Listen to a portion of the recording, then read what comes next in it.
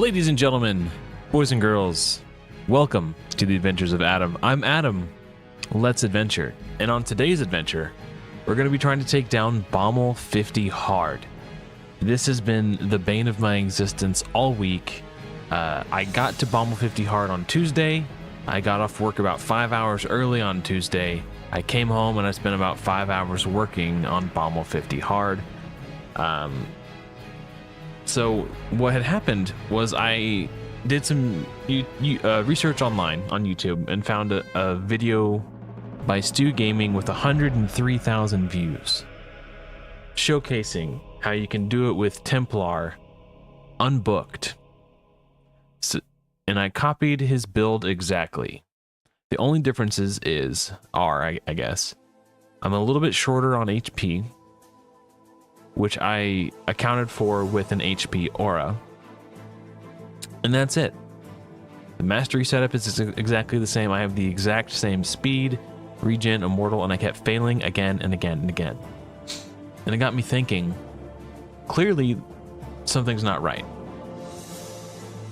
So I was watching the video again, and what I realized was the video where he showcases beating bomel was a pre-recorded video that he was playing back and then doing commentary over. He wasn't doing it live then and there. So what I'm assuming happened is he made a mistake and he was showcasing that setup working against bomel 10, not bomel 50. Because it just doesn't work on bomel 50.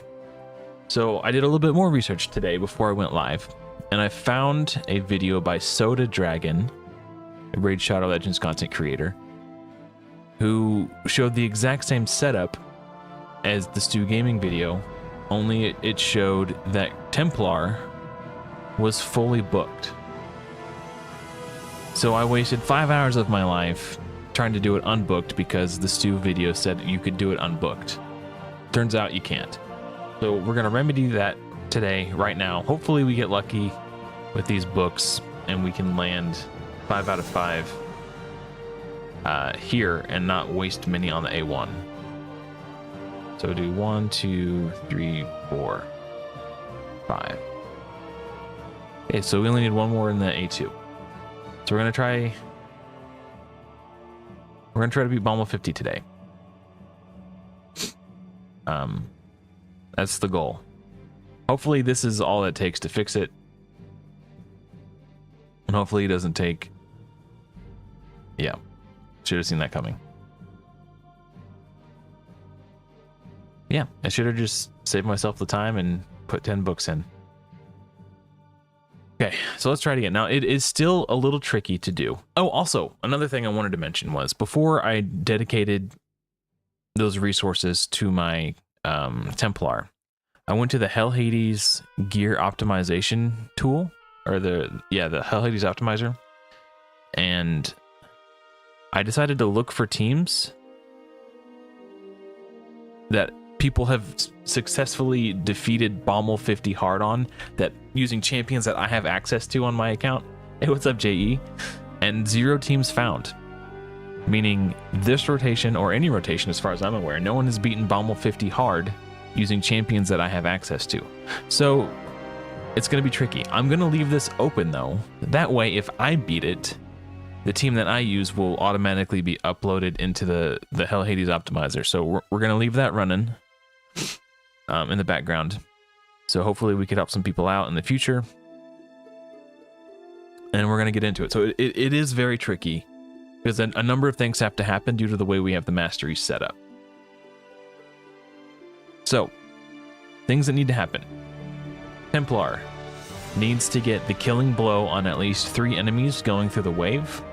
And additionally, everyone else except for him has to die before the boss. And this gets him to the right speed that he needs to be at. And that's the tricky part, because he doesn't have any damage into his kit. So it's hard for him to get the kills. And this is going to be the part that takes the most trial and error. And he's a little low on HP, so what I've been doing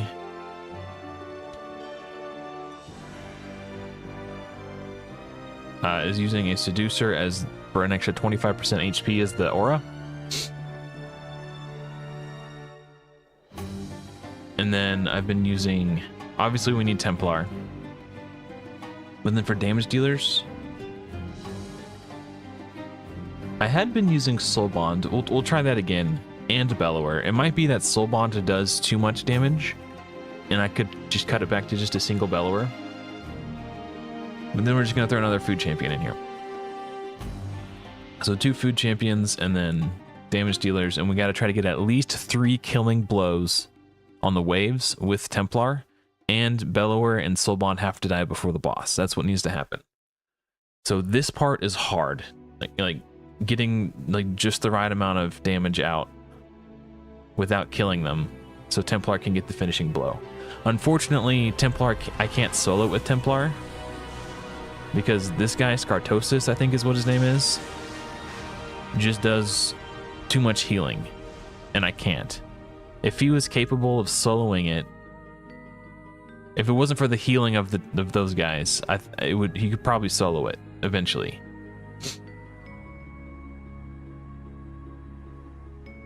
Perfect. Nice. Okay. And chip away at, oh, maybe not. Okay, so we're gonna just do, I don't want to do an AoE. She'll do too much damage. Oh crap, forgot about Bellower. Okay, I might be able to get 2 kills here. That sucks. Okay, so we're gonna single target this one, so I don't want to AoE. Hopefully they don't both die. Oh, that is beautiful. Okay, so we got 2 kills. I need 1 more kill with Templar.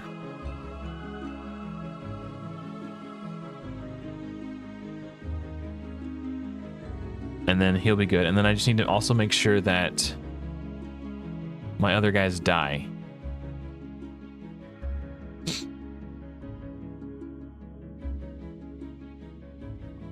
But I also need to make sure I can... Templar can 1v1 a single Scartorsis or whatever his name is, but he can't kill 2 of them. He doesn't have enough damage to burst down 2.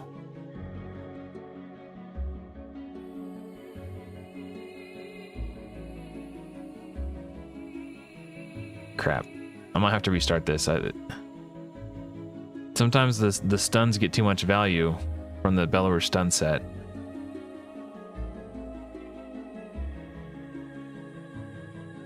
And then my team doesn't get attacked and then die like they're supposed to. Ah. He still needs 1 more kill.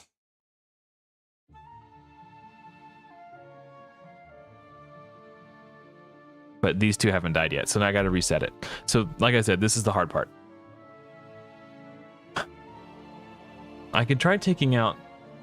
This is so annoying too. Every time I do this, I have to like, the fact that it clears out the team that I had just used is so annoying.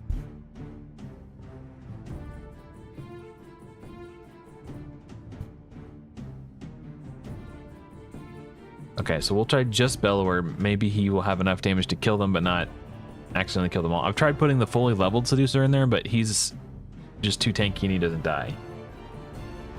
I've tried it with the Yannicka and she does too much damage. So it's like trying to find the right balance of enough damage, but not too much damage has been kind of tricky.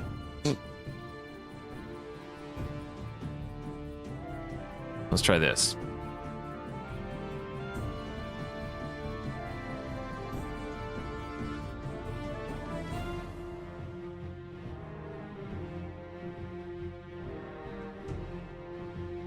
And this guy, I think this is Royal Huntsman or something like that, he hits really hard.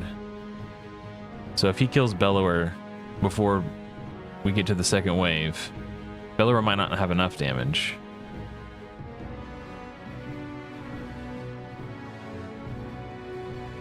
He is dying.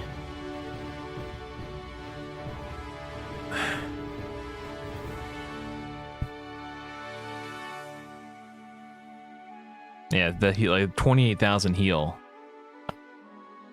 This okay. So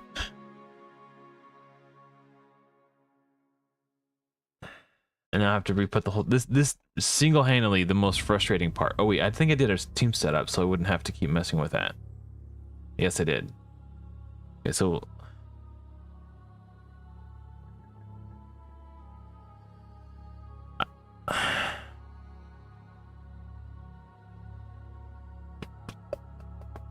it needs to be someone who can do damage, but also someone who's not built particularly tanky. I was thinking Syl, but she will never die. Let's try Bellower again.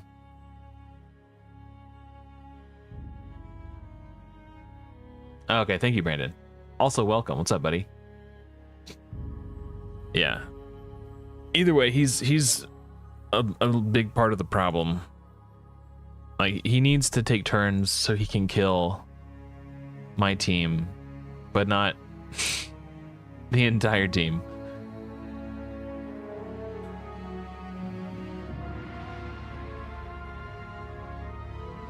Get him. Oh, yes. Okay.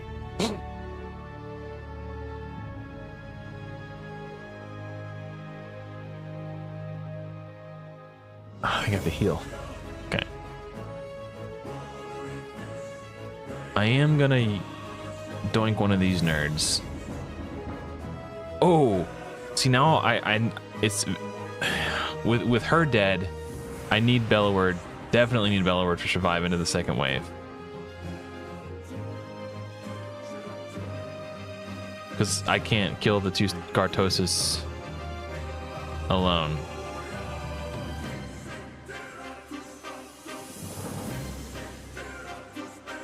Steal personal demons? Oh, sorry, bud. Good luck with that, I guess. I don't know if there's much I can say to help. Oh. Is that 3 kills or is that 2?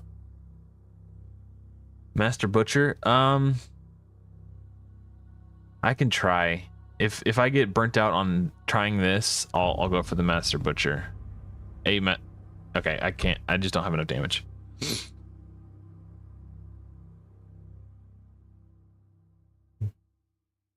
Let's just take that one off the table to begin with.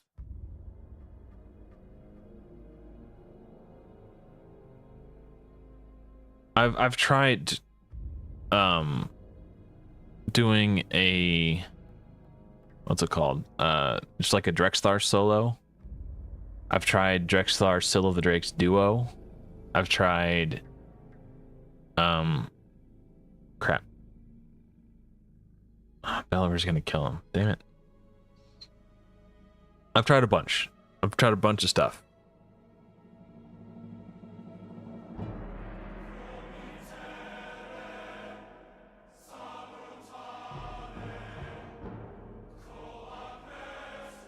Kale might. I think he's built in lifesteal though. I might have to rebuild him. But the fact that he's weak affinity could be a good thing too.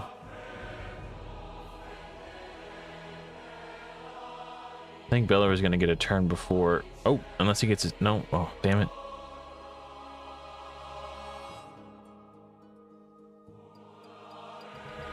Damn it. So now I have to get... I'm pretty sure I still have to get all 3 kills. With Templar now. Oh, that was a big hit. Oh. I guess decreased defense makes a big difference, doesn't it? Maybe I should not have... I should have picked a target to single target attack with...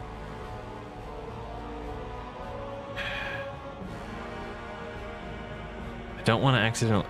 Oh, this is hard. She will likely die. So I have to risk doing that. Damn it.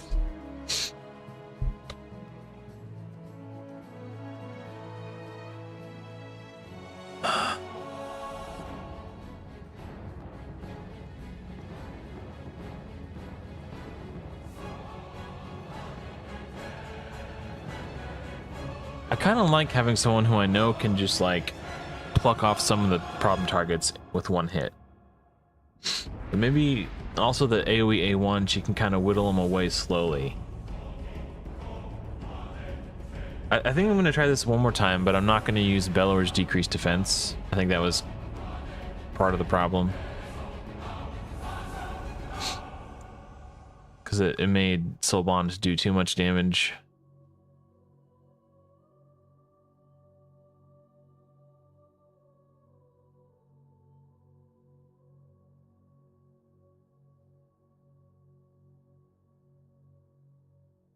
Dang it. Gosh. What's up, peanut butter?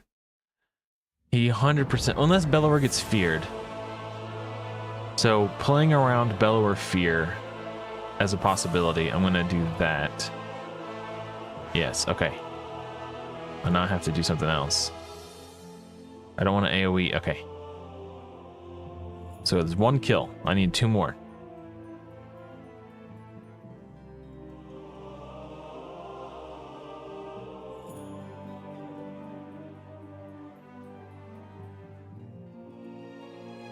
Get her. Okay, I need 1 more kill between this wave and the next.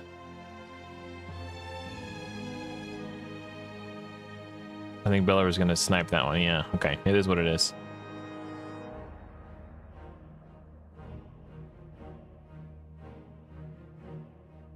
Bellower's kind of almost dead.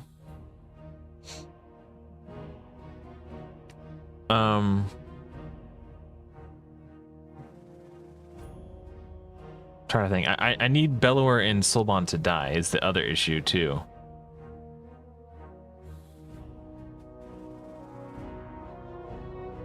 Actually, I did learn that as long as I can kill one of these guys,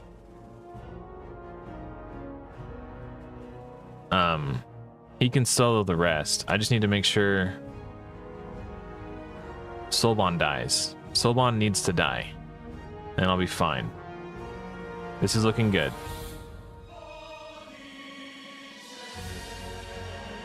And then Templar just needs to get the killing blow on one more dude. But if Soulbond dies, then he absolutely will, because there's no other way. Damn it, that's really annoying. Okay, perfect. So this is the money run right here.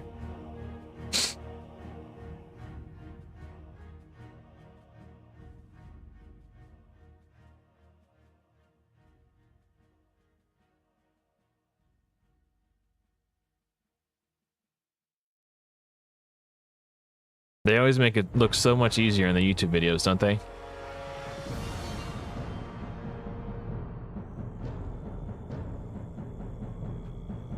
You never see this trial and error in the guides.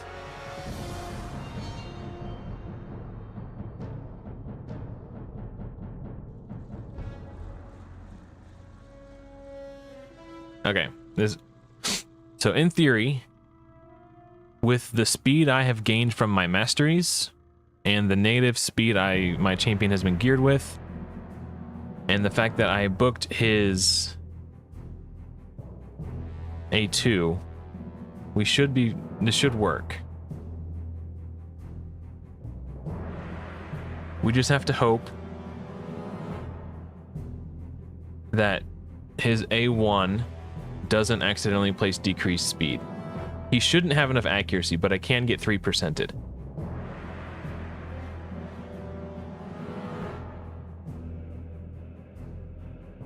I should be able to hit auto now, in theory. I did it too soon. So something's wrong with the speed tune. I knew it. I knew it. The guide that Stu Gaming has is bullshit. I copied it 1 for 1, literally everything. No, that time, if it was on a 4-turn cooldown, it actually would have worked. But the other guides that I watched, every other attempt where I didn't have Templar's A3 booked, that is so annoying, went perfect, and then when I got to the bomb phase, my skill wasn't off cooldown yet and I couldn't use it. So I'm like, oh, I just need to book his A3 or his A2. So I booked his A2, and then I had this run go perfect, and then it just didn't.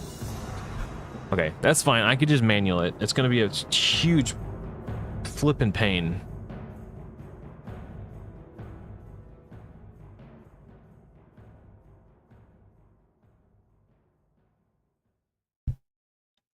Oh, man, that is so annoying. So okay, I'll show you guys the video I'm talking about. And I spent like 4 or 5 hours trying to emulate this video Tuesday night. Let me find it real quick.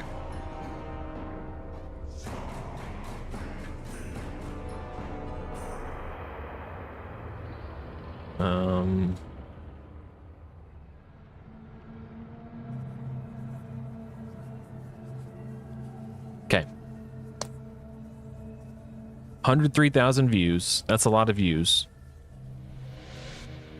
Let me pause my music here.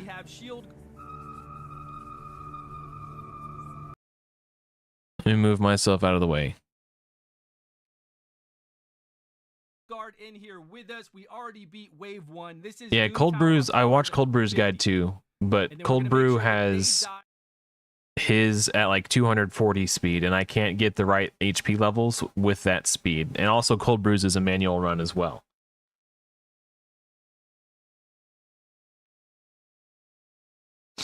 So he's not playing this live. This is a recording that he's doing commentary over. He manualed his run, recorded it, and then as it was playing back, did commentary over it. You can tell because of the way there's a point in time where he's like, okay, well now I go full autos. Oh, I guess I have been full autoing it for a minute. So it's like you can tell that because of the way he's speaking, he wasn't actually doing it in real time. Hold on, let me jump to the bomel fight.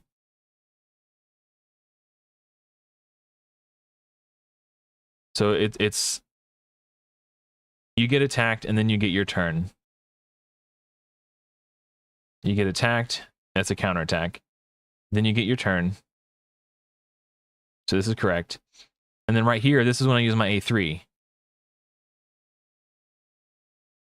And that part was good. And then he hits auto. So in theory, as soon as...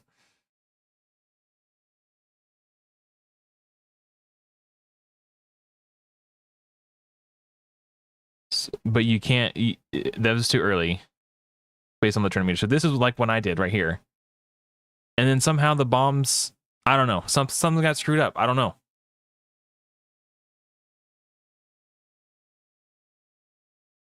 I watched this video like 3 times, going through it with a fine-tooth comb, making sure that I didn't miss anything. Something like the recording jumped ahead. Like he edited it or something. I don't know, man. Oh, there was a decreased speed on Stu's end? Maybe. Or maybe I placed decreased speed and I didn't realize it. If I placed decreased speed, that... Oh yeah, he did place decreased speed. So that affects it too. The issue is, I did the block damage when it looked like the bombs were about to go and get their turn. And then somehow I managed to get an extra turn before the bombs went off, and then I died. But anyway, after like combing through this, I was like, something's got to be off. So I went looked for another video. And there was one by Scratch. And I was like, oh, Scratch knows what's up. I'll watch Scratch's video. And it turns out Scratch didn't actually showcase the strategy. He just mentioned that it works, and his solution was to go watch Stu's video. So obviously that's me. So obviously that doesn't work. So I was like, okay, well maybe there's someone else out there. And then I found a video by Soda Dragon. This one. And this one right here. 134 speed plus 18 speed from Whirlwind, 20 plus 24 speed from Spirit Haste. And then he's using a speed aura. I am not. So I actually have mine geared with 153 speed. So that, compensating for the speed aura. And it's with a block damage on a 3-turn cooldown. So that's like, okay, I just need to book it and it'll be fine. But so maybe it's the speed tune. Yeah, the decreased speed could screw it up. I don't know. But big shout out to Soda Dragon. And a big thumbs down to Stu. Because I've probably wasted 6 or 7 hours of my life at this point trying to figure it out going off Stu's video, and he just had bad information in his video. But Soda Dragon hooked it up. Big shout out. I'm already subscribed. I can't subscribe again. But yeah, so that's what I was trying to emulate. Ugh. Yeah, I don't know. Actually, before I bang my head against the wall, let's review my VOD and see what happened.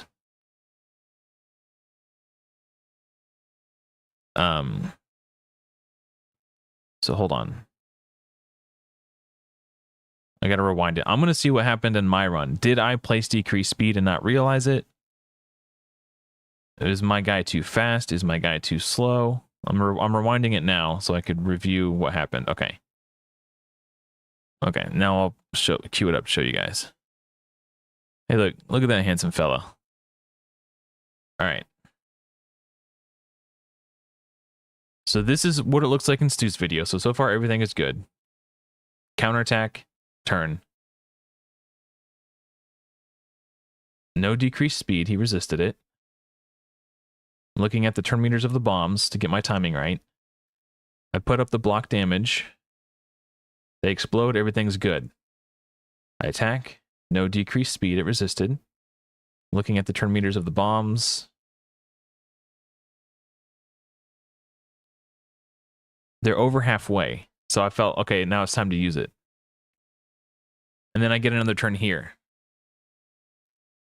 But no decreased speed. So maybe he can do it unbooked.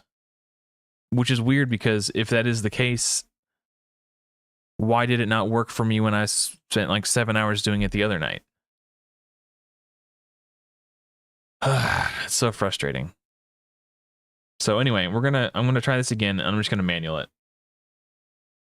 I'm just gonna manual it. Manual the boss. I'm not gonna hit auto.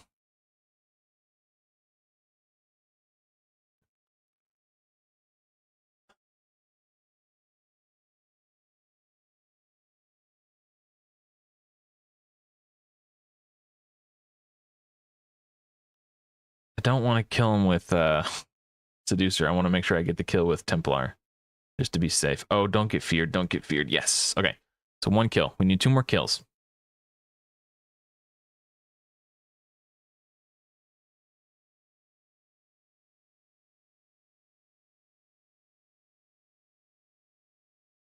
But you guys probably may have noticed. Damn it. Okay, that's fine.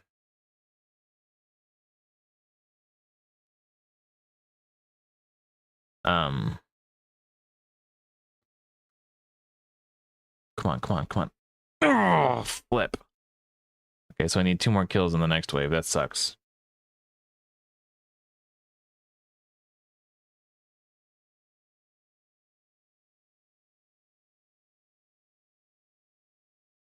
Yeah, I'm going to try that peanut butter. That's what I'm thinking too. Thank you.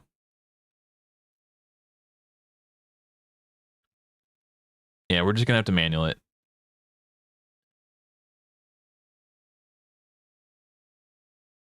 So I still need 2 more kills with Templar. I need to keep track of that.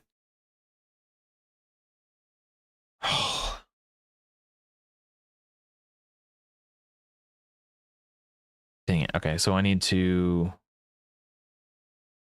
Yikes. Okay, maybe I can get 2 kills here. Oh, we're good. Okay, so I just have to stall. And these 2 need to die. Dang it. They're not going to die. Maybe.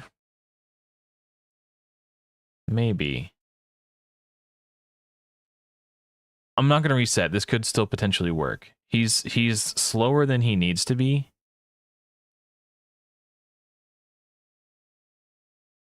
So, I mean, this could be an issue. Oh, Beller has Evil Eye.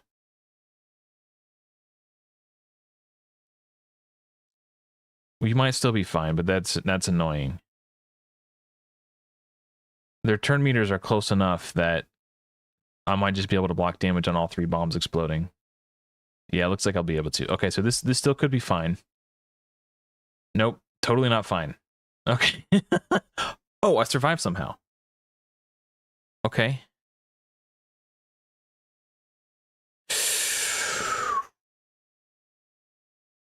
Nope, dead. Okay. Nuts. Yeah. So because he wasn't at the right speed at the start of the boss fight, he didn't get in his, it threw off the speed tune.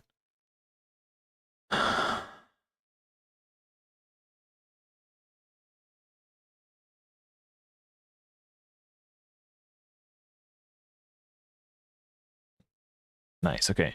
I got 1 kill. I'm going to single target that one and 2 kills. Okay. So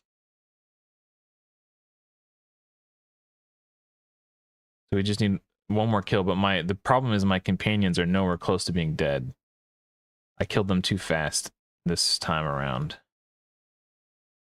I think this guy got stunned too many times. He's sort of the ringer for the enemy team.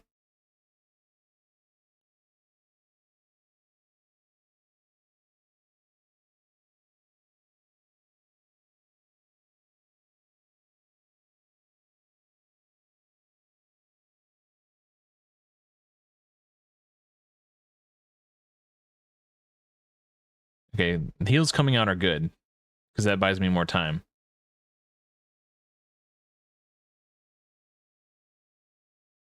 Hey, what's up, Fox Mode? Okay, good, good. Everything is good. Okay, I do need to get one of these dead. Perfect. Okay, I can do this now. I want to focus the healer first. So we're good. So I just have to not screw it up.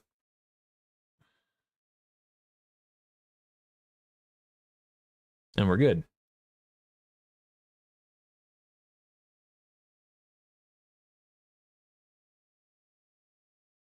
And if this doesn't work, if I can't get it to work after this run, we'll experiment with some different techniques.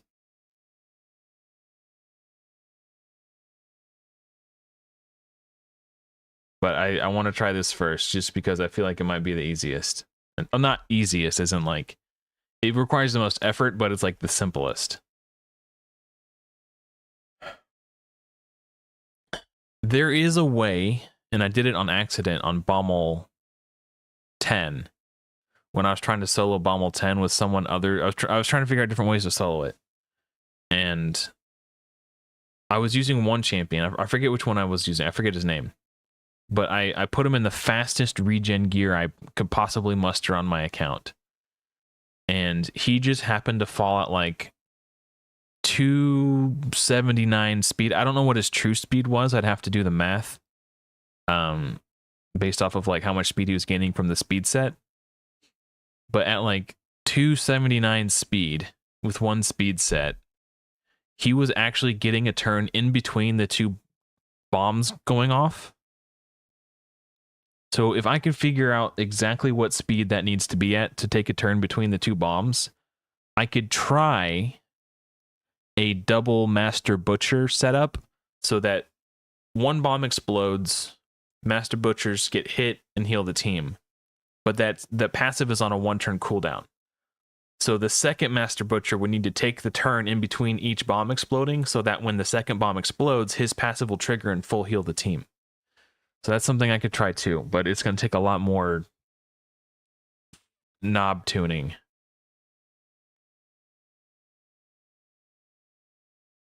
What I'm using here is specifically for 50. I don't know if it works on 90 or not.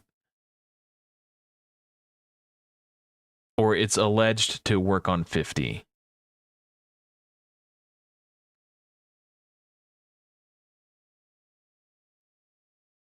Again, I'm going off Stu Gaming's guide. I don't know. We'll see. So last time, this is where I used it, and it backfired. So this time, I'm going to wait 1 more turn. Even though it looks really scary, this is exactly what happened last time. Holy moly.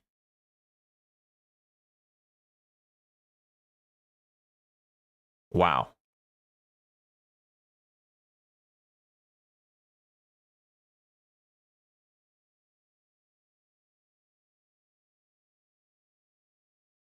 feel like I have to use it, right?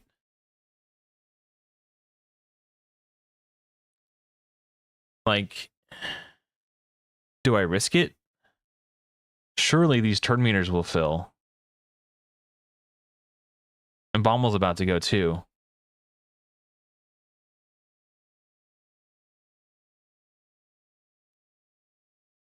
These...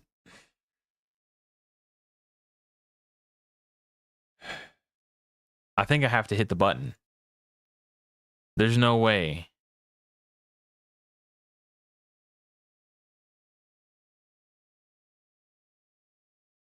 Oh. Okay, so I think we just manual it then, because if it's meant to work on a 4-turn cooldown, or a 3, if it doesn't work on a 4-turn cooldown, and 3-turn cooldown is too short until it gets into sync.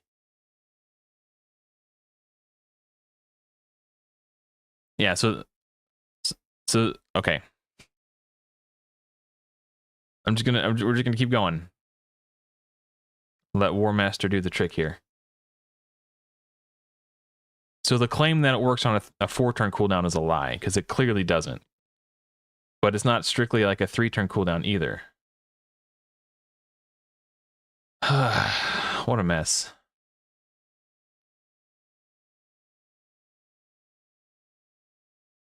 Maybe a 4-turn cooldown could work, but it doesn't seem to work until it gets into sync. It was taking too long to sync. But now that it's in sync, a 4-turn cooldown seems as though it would work. But I needed it on a 3 on the first round of bombs. So sus. And this is like a 5-turn cooldown. Because that's been off cooldown for 2 turns. So I don't think there is a full auto option. And if the run that Stu showed it on full auto wasn't the setup that we're seeing here. That was spoofed and fudged, and that was video editing trickery. God, what a scumbag, dude. What a freaking scumbag.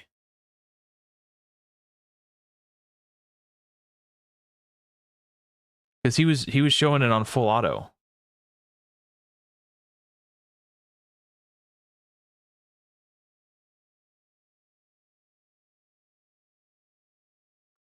It is possible. Yeah, maybe the decreased speed has to land, but he didn't ever say that in his video. I mean, it did happen to land for him, but he never said it was a requisite. He was just trying to make it seem like you can just run it. And there were turns where this had been off cooldown for 2 whole turns before I used it, meaning there was 5 turns between. Like, it's not he made it seem like you can just run it full auto. It's pissing me off. Yeah. Well, the important thing is we got it figured out. No thanks. I mean, I don't want to say no thanks to Stu, because he steered me in the right direction, but he withheld a bunch of information that would have made this way easier if he was just honest. He was more concerned about making a video that would get lots of likes than he was making an actually educational video, it seems like. But shout out to Soda Dragon. He's the real one.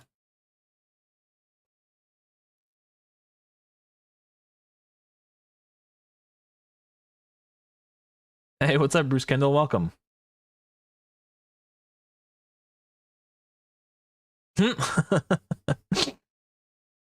Sorry, I don't want to ignore chat, but I also need to make sure that I'm staying focused so I don't screw this up.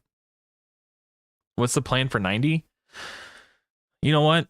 Last time I faced Bommel, I got stuck on 50. So if I can beat 50, I'm happy. I don't have a plan for 90 yet. I could try something like this, but ultimately I have no idea if it's going to work.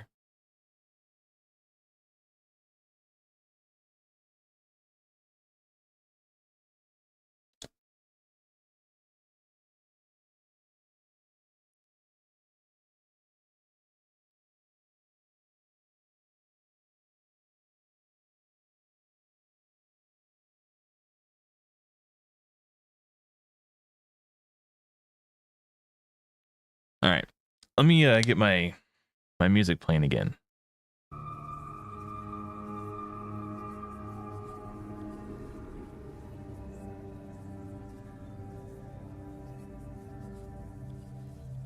We're using Immortal and Regen.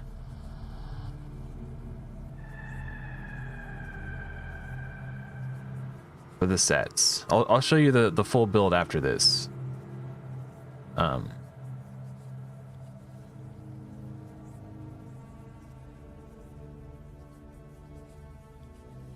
So it was off cooldown there.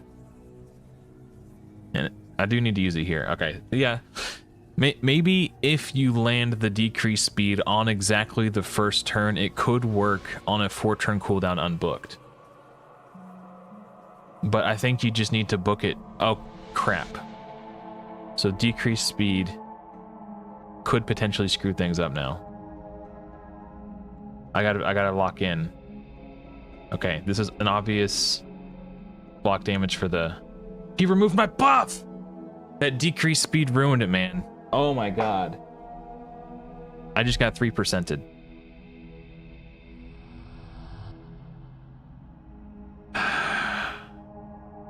Okay. Well, I'll show you the stats before I forget. So we've got Immortal and Regen, just to maximize the healing. We've got 68,900 HP, 2,000 defense, 153 speed is the important speed to get to here. And you want as little accuracy as possible so you don't accidentally place the decreased speed. And then for masteries, I took this for more HP. I took this so he gains more healing from Regen and Immortal. I took this so he gains more healing from Regen and Immortal.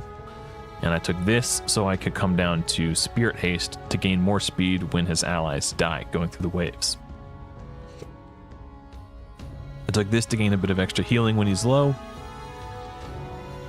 This to gain 6 additional speed up to 18. He needs to get 3 kills on the waves going to the boss. And then we take War Master for boss damage. So that's the setup there. And apparently, if you don't land decreased speed on exactly your first turn attacking Bomel, you can get away without booking him, but that's such ridiculous RNG to try to rely on that. I think it's probably better to just book him so you can get into sync. I am using Seducer here for his 25% all battles HP aura. The build guides that I've seen recommend at least 70,000 HP.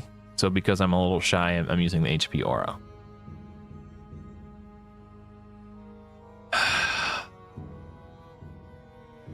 Okay. So I do know that what I have been using can work. I just need to not get extremely unlucky there. That was definitely a proof of concept.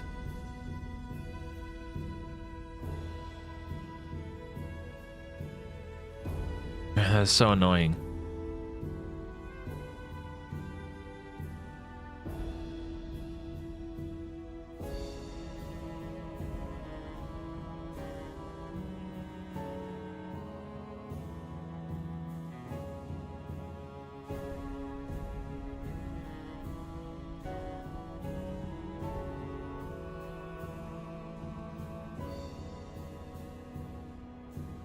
Okay, 1 kill.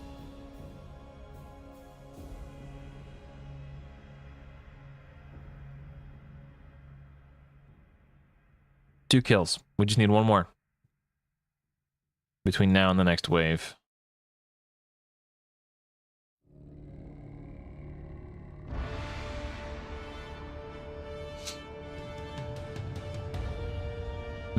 Samar would be nice. There's some epics that could do this too, but unfortunately, on my account, I'm doing a challenge called the Rares Only Plus. So I'm only using Rares Plus champions who are free and permanently available. So all the epics that can solo this are not within the parameters of my challenge. So it's basically Crusader or Bust. Or Templar, whatever his name is. I call him the wrong name all the time. Okay. I'm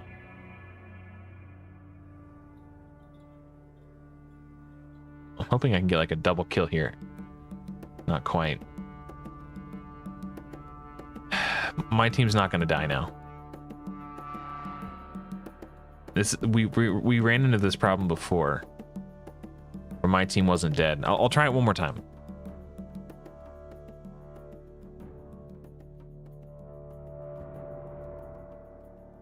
Oh my god.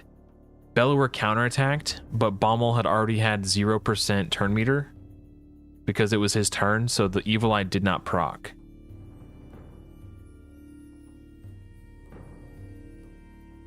The reason this didn't work is because Bommel's Evil Eye reduced the turn meter and summoned an extra bomb. So now that he's dead, I might be able to. I might be in sync. This could work. Templar, yeah, sorry. In my head, I'm thinking like the Knights Templar and the Holy Crusades, Crusader Templar. It all kind of gets jumbled up in my head. Don't die. Okay.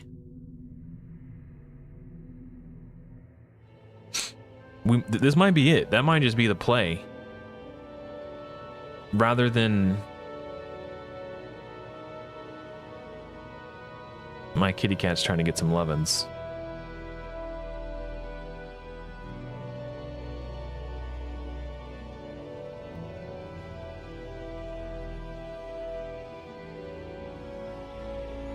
Let me move this just a little bit.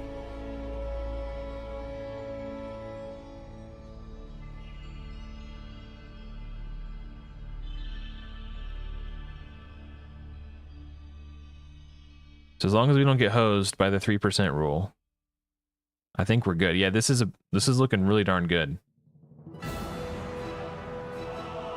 Oh, is there a character named the decrease speed? Gosh dang it. Okay. The timing in which it's placed could potentially make a difference too, because the last time he was able to he was doing it, it happened to be such that I placed block damage on myself right when his buff strip. So this skill's on cooldown, so this still could potentially work. It's not over yet. No, I'm dead. Okay, well, it doesn't matter. Frick, dude, frick.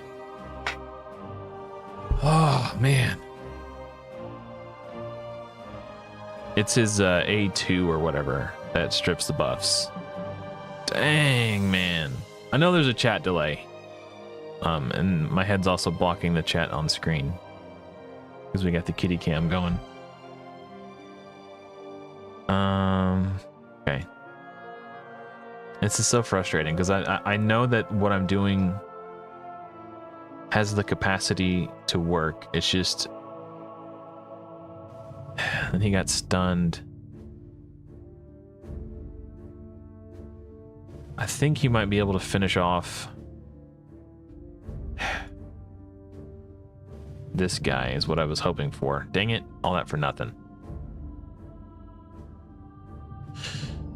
Ooh, if Soulbomb dies here, it's really not good. Okay, come on, get the kill. Dang it. I'm just gonna reset this. This is already not looking good. Oh, I know who you're talking about. Yeah, okay. Yeah, it's like your starter, like you get your starting champion, then you get sniper, and then you get him. Yeah, that's right. You're right. Okay, cool.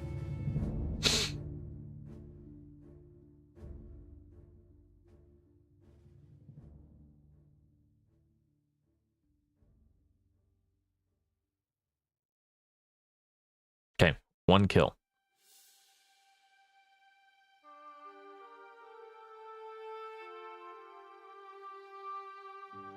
I know if I AoE, these two are dying.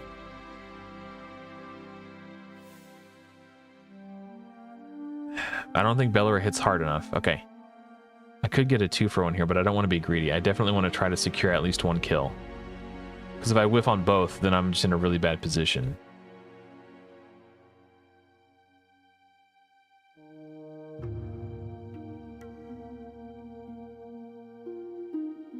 Maybe I get the kill here? No, not quite. Okay, so Bellower and Soulbond need to die.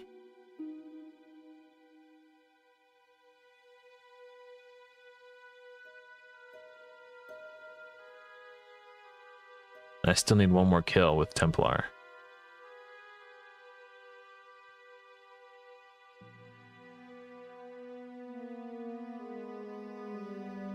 I'm gonna try to do decreased defense, and then... Well, that was a bad idea, huh? I was thinking maybe I can get the kill here. Okay, but now... my team isn't dead yet. I think maybe I break Bellower's stun set for this. Like, the amount of damage that he's doing is, like, good for what I'm trying to accomplish.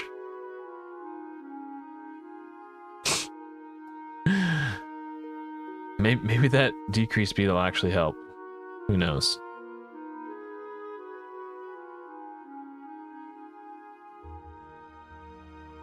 He might not be fast enough because Bellower just died. Oh my god.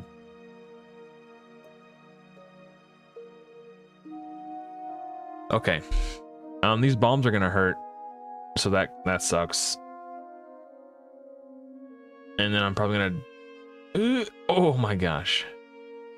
Die to Bommel's attacks. Unfortunately, that's not gonna stop the bomb damage from hitting me.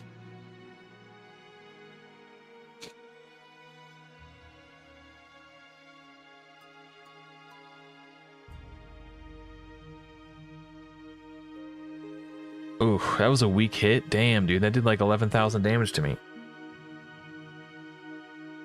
Okay, so our HP is stabilized. That's good.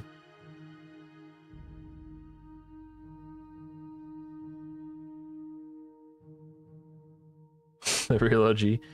Yeah. Ooh, man, this is so sketch. I really need more defense, but I'm kind of stretching my gear about as thin as it'll go, if I'm being honest. I think for this specific... Oh god, the decreased speed. Okay. Well, his buff strip is on cooldown. Oh my god, dude.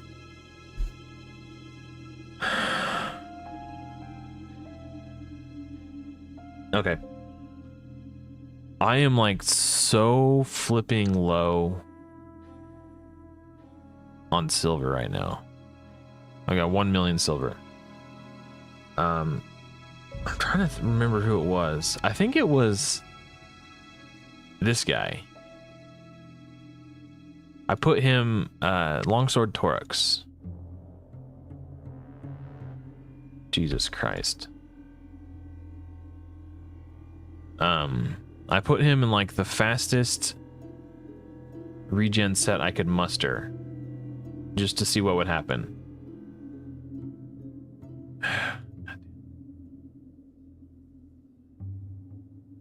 Where'd the helm go? Doesn't make any sense. Oh. Was there one called Bomel? Maybe this was it. No. It was like this. 261 speed. With this gear, he was taking like, he was getting a turn in between, or maybe it wasn't him. Who else was it? I feel like I had someone at 279. Maybe it was Drexler that was at 279. Hold on. Let's see what that gear set looks like on Drexler, what his speed is. If Drexler's at 279 when I put that preset on him, then that's what I'm thinking of, and I'm confused. Filter, preset manager. 269. Maybe this is what I was thinking of. Maybe I was thinking of Drex. Okay, so Longsword Torux. This is who I was trying before I managed. Okay. I remember now. It's been like a week. Initially I put Longsword Torux in this set to try to beat Bomel 10, and I failed. But something that was happening was he was taking a turn in between each bomb detonation, which means he was healing from the regen set after the first bomb exploded. And I was trying to emulate this, but I couldn't.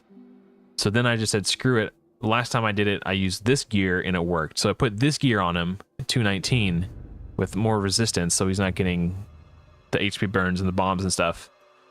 With this resistance, he was able to solo bomel 10.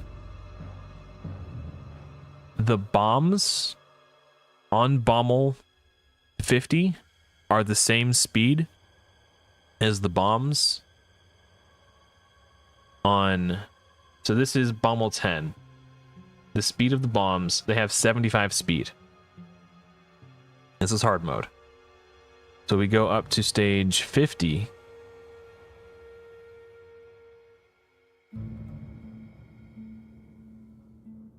Still 75 speed. Okay, so this is...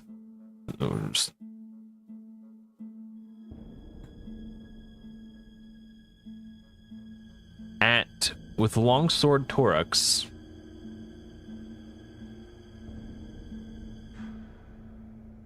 at 261, he was cutting in and getting a turn in between the two bombs going off. So if I could figure out what his true speed is and try to gear one of my Master Butchers to get enough speed that they cut in and take a turn between each bomb detonation, it will reset the cooldown, and when the second bomb goes off, it'll heal my team too. So that's something I could try. So what is Longsword Torux's base speed? 96. And then plus 12%. No Lord of Steel. Okay. So 96. Oh, wait. He was doing a solo, so he was getting... Oh my god, so much math. Okay, hold on. Let me get my calculator out.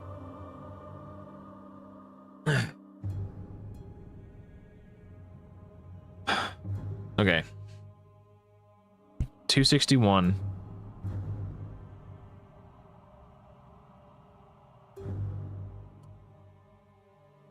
Oh, wait. We don't need that yet. We need 96. Sorry. 96 times 0.12 is 11.52 speed from the speed set. Fitting room, preset manager. So 11.52 plus 261 plus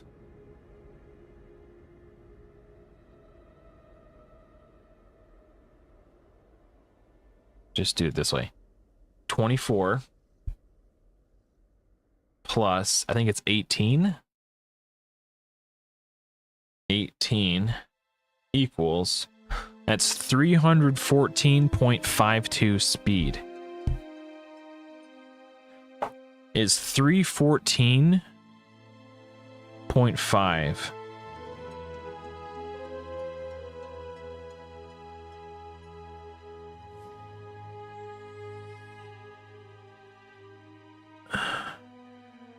Is that divisible by 75? Wait, no. Is that pi? 314. What's...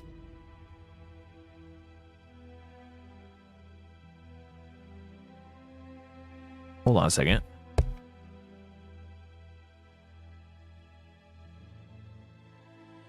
What is the... I only know pi to the first two digits. Value of pi. Holy... Oh, no, it's not. Okay. Pi is 3.14159.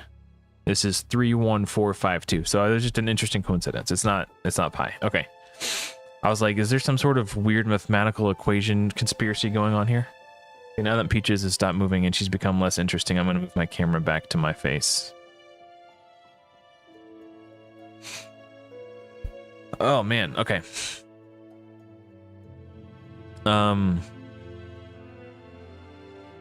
So 314.5 divided by 75, just out of curiosity.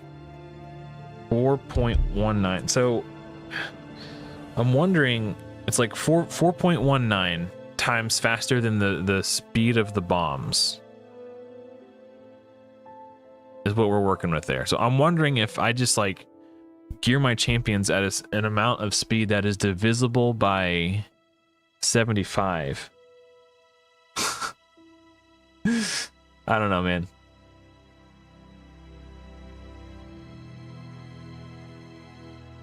Yeah.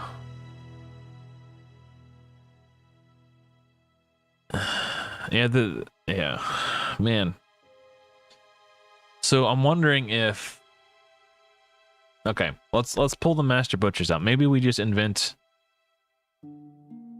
because the reason 2 Master Butchers don't work in tandem is because when the bombs explode, the passive of each of them trigger and will heal you from the first bomb exploding, but then the passives are on cooldown when the second bomb explodes and you don't get that healing again. If I can get one fast enough to cut in between each bomb exploding, it will reset the cooldown of his passive, and when the second bomb explodes, he will heal the team. Ugh, man. So that's, before I stress myself out with that, let me just try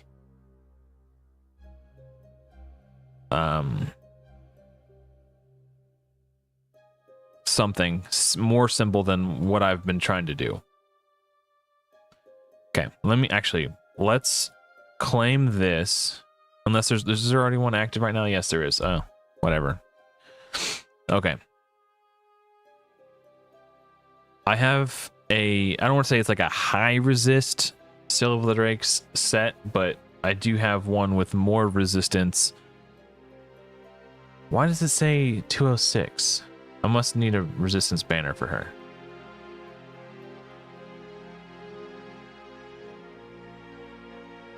I don't have one, apparently. How do I not have a resist? I could have sworn I had her. I know for a fact I had her with like 300 resistance at one point.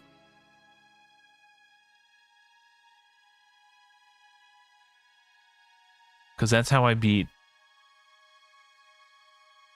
the Bone Dragon.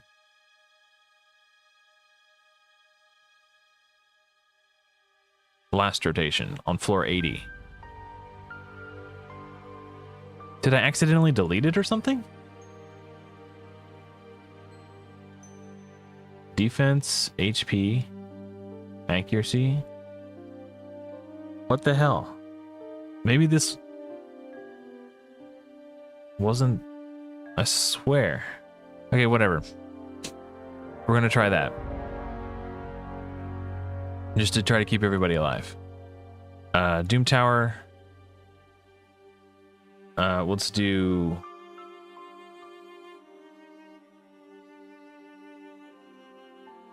A second one doesn't do anything unless they cut in between the bombs. So, let me try this. Just throw these guys in here. Okay. I'm just gonna auto for the waves. Because I'm not trying to manual this.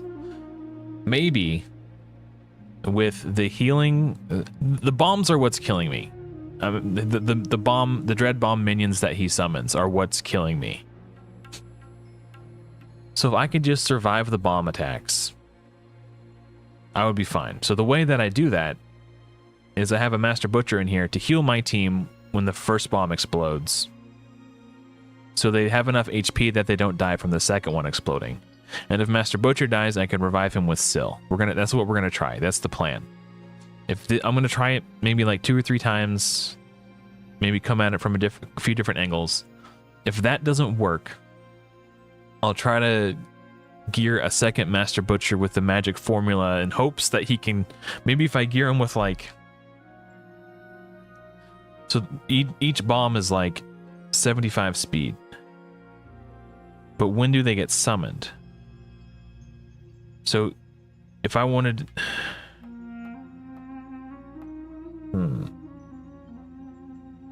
I don't know. I'm not smart. I can't do turn meter math. It's just so complicated. It's more than just double the speed to go twice as fast. It's because, like, just due to the way that turn meters have, like, overflow and all that stuff. Hey, what's up, Sakib? I might have to, like, do some serious research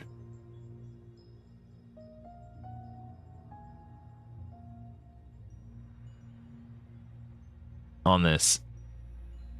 Because if I could figure out how to do it, and I could figure out how to do it on 90, so that Master Butcher cuts in between the two bombs, that could be the strat. And these guys just need to stay dead. I just put them in there so Drexler can get more speed when they die.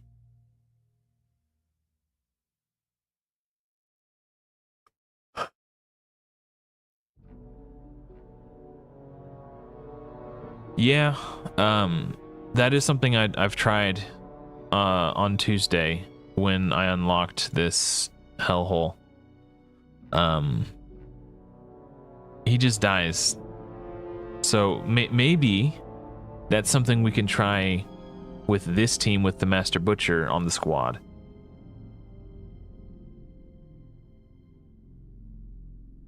I think it's definitely worth a shot.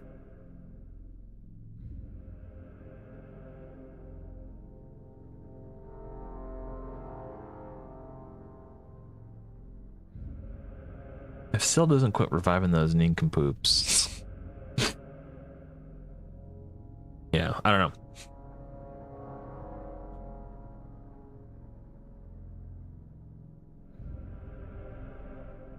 What's annoying is, like, I know that the Templar strat will work if I just get that one perfect run where I never accidentally place decreased speed.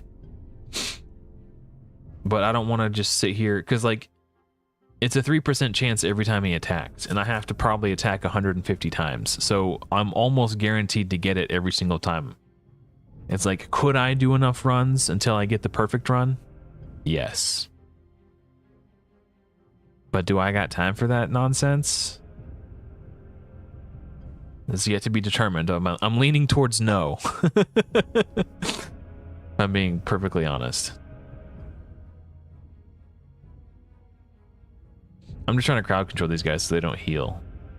And I wanted to wait until HP burn was on this guy before I used Drexlar's A2, because without HP burn, the target has, or they have a 60% chance of getting provoked, but once the HP burn is out, it's a 100% chance. That's why I waited on it. That burn on there? Feeling spicy.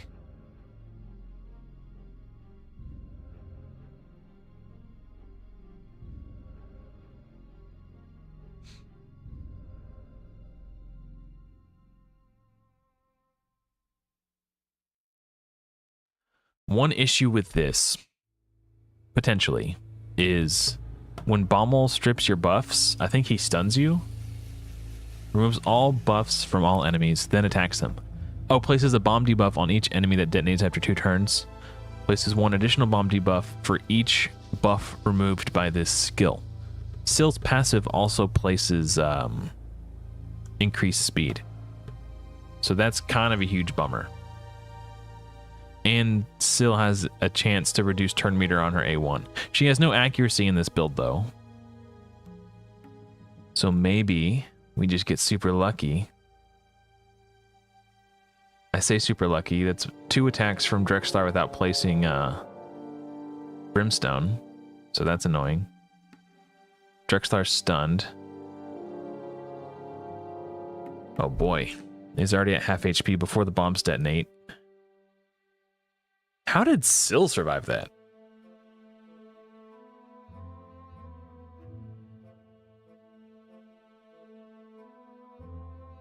She must have got the heal from the Master Butcher. Oh, Master Butcher needs to be higher in the team order than Drexlar so Drexlar can get the heal. That's what needs to happen. And then Syl just reduced the turn meter, so yeah, I don't think Syl is the way to go here. But she's the only healer I have on my account. that does passive healing without placing buff. Oh, she does place buffs on her passive, but like Reliquary Tender places a continuous heal that can get stripped. This is so annoying. Put default to the freaking team that I was just using. Why does it do that? So Master Butcher needs to be first.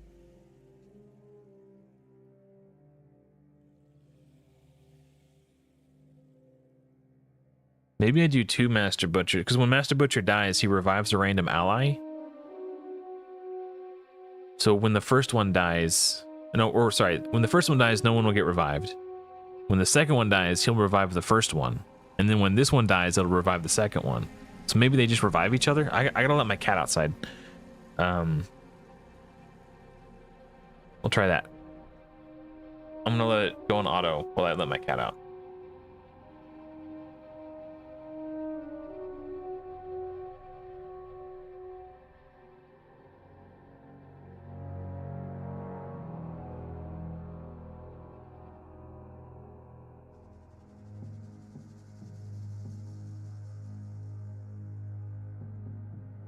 Yeah, Saki, we're going through it right now against Bomel.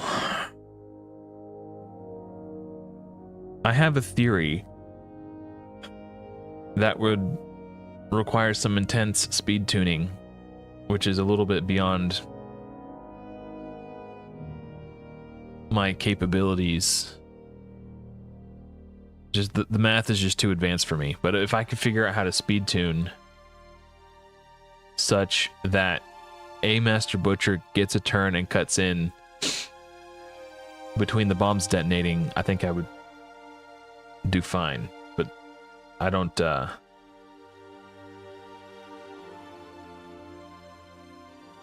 don't know.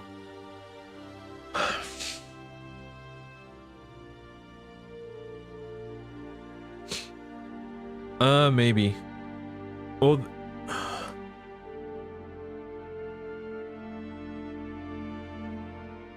if that's the case,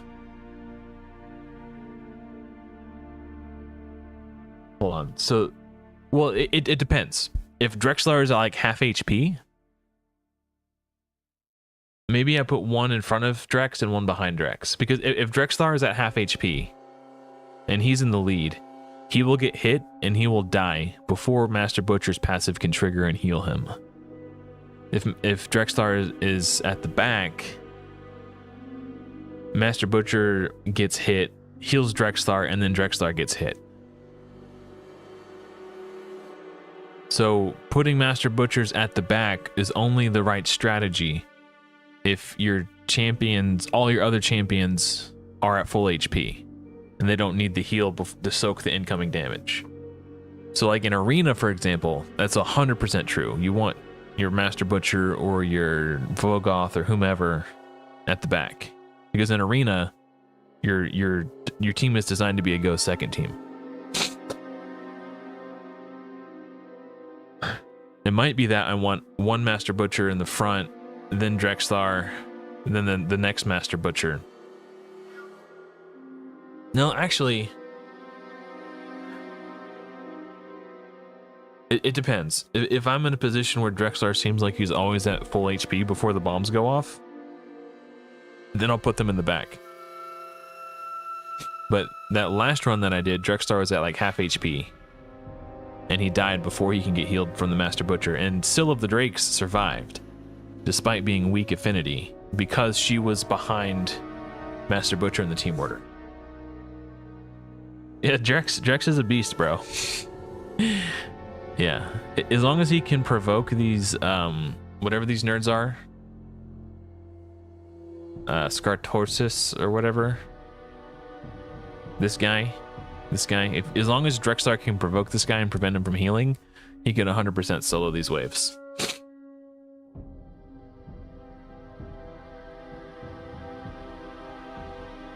And then he gets to the boss and he just gets roasted like a turkey.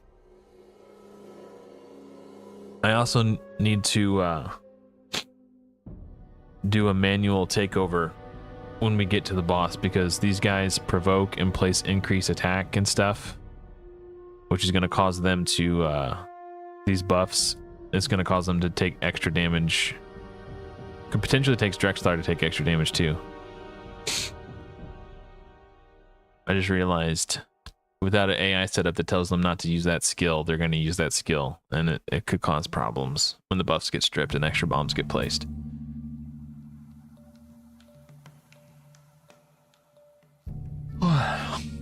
So I wanted to do some experimenting with Mithrala. So I logged into my old account. I geared Mithrala with like as much HP as I can muster. And I put her in a regen set. And I'm like, all right, let's see if Mithrala can solo bomel 10 hard. Because with the shield, with enough resistance from her cool passive, and the strengthen debuff, or sorry, the strengthen buff, so she takes 25% less damage, maybe Mithrala can solo 10. And if she can solo 10, maybe she can solo 50. And if she can solo 50, maybe she can solo 90. She barely soloed 10. It was nuts.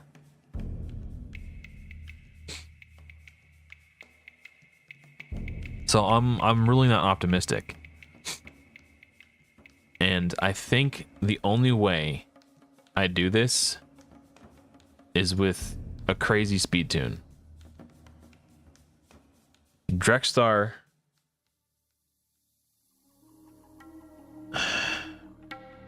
he managed, man, somehow he managed to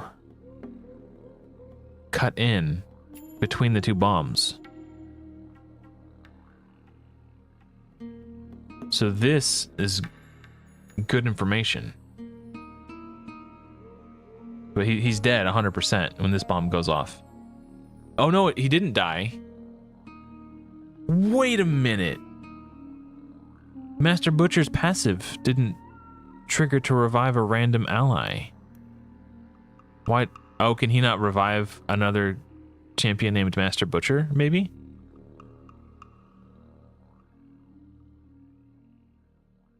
Damn, I guess that makes sense.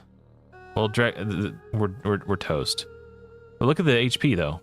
The brimstone and the okay. Hold on. Something very important happened here. What is Drexlar's speed?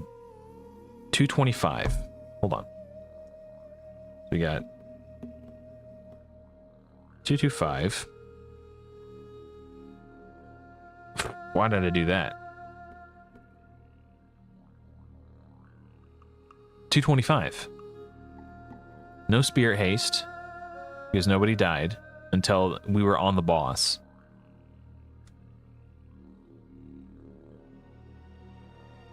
Is it possible that when the bomb detonated and killed Master Butcher, it gave him an extra 8 speed, and then on the next turn meter tick he cut in? Or is it more likely that just at 224 speed, or 225 speed, sorry, at 225 speed, he just has enough speed to cut in between the two bombs? I guess the only way I know for sure, but that's not the only factor. If he was at a full turn meter and couldn't get a turn because another champion in the fight, like maybe Master Butcher, for example, had a fuller turn meter, oh, man. I think the only way to know for sure is to just run Drex solo to see if he can cut in between the dread bombs.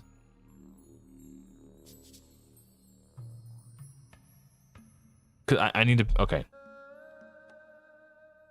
We're doing some serious science. So all I need to see is, can Drexlar cut in between the bombs at 225 speed? If he can, then we know the butter zone for Master Butcher. And we just have to hope that if this is the case,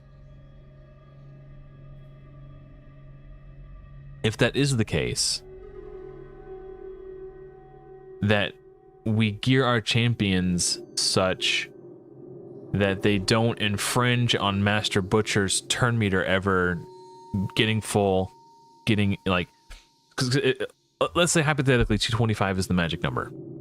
We gear him at 225, and then he gets a turn, but he can't take his turn because someone else passes him and has a more full turn meter, like higher into overflow. And then that sets him back a turn meter tick from taking his next turn. That something like that could screw up the speed tune.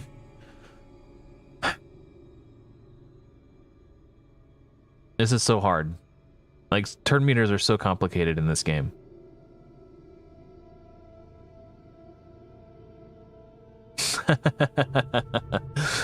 Yeah, this is for science, just to satisfy my curiosity. And if this doesn't work, what I do next is I put one food champion in to see if getting the +8 speed from Spirit Haste gives him enough speed. Like, basically, I just need to figure out what the magic number is, so that we can take a turn between the bombs.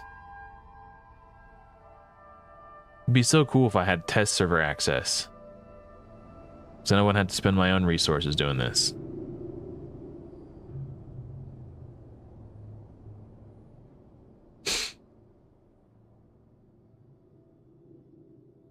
But unfortunately, that's not the case. That's not the world we live in.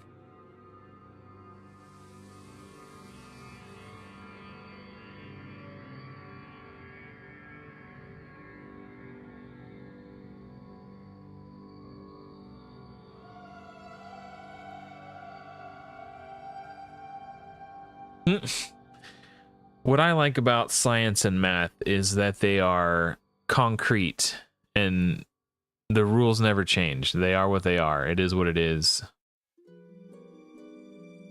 And there's you know, there's no weird like I before E except after C kind of nonsense. It's just like physical, and it's physical and tangible. You can get your hands on it in the real world. Okay. I'm gonna slow it down and pay attention. We got Brimstone there. Okay. I need to watch that more slowly. What was Drexlar's turn meter at? Okay, hold on. Can I...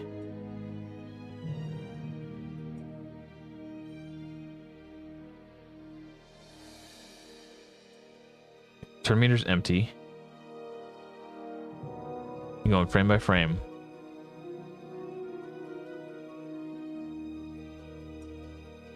Was he about to lap the bombs here? He died before I could tell if he would have gotten to cut in. Okay.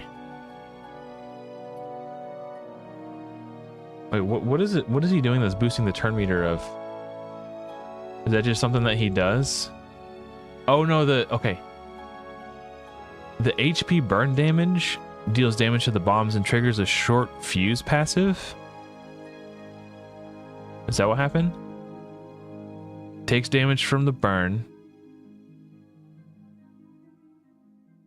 Triggers short fuse, gives the bombs a turn meter boost. I get smashed by bomel.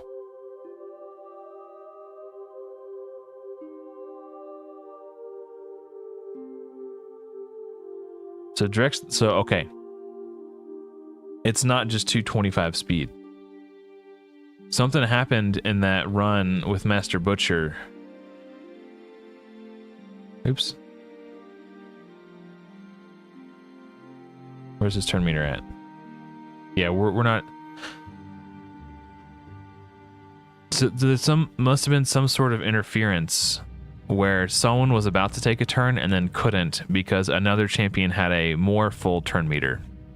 And that delayed when Drexlar got a turn.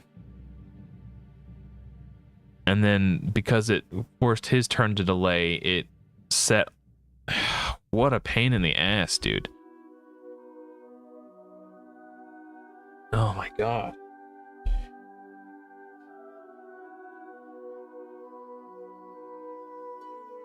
This is just a nightmare.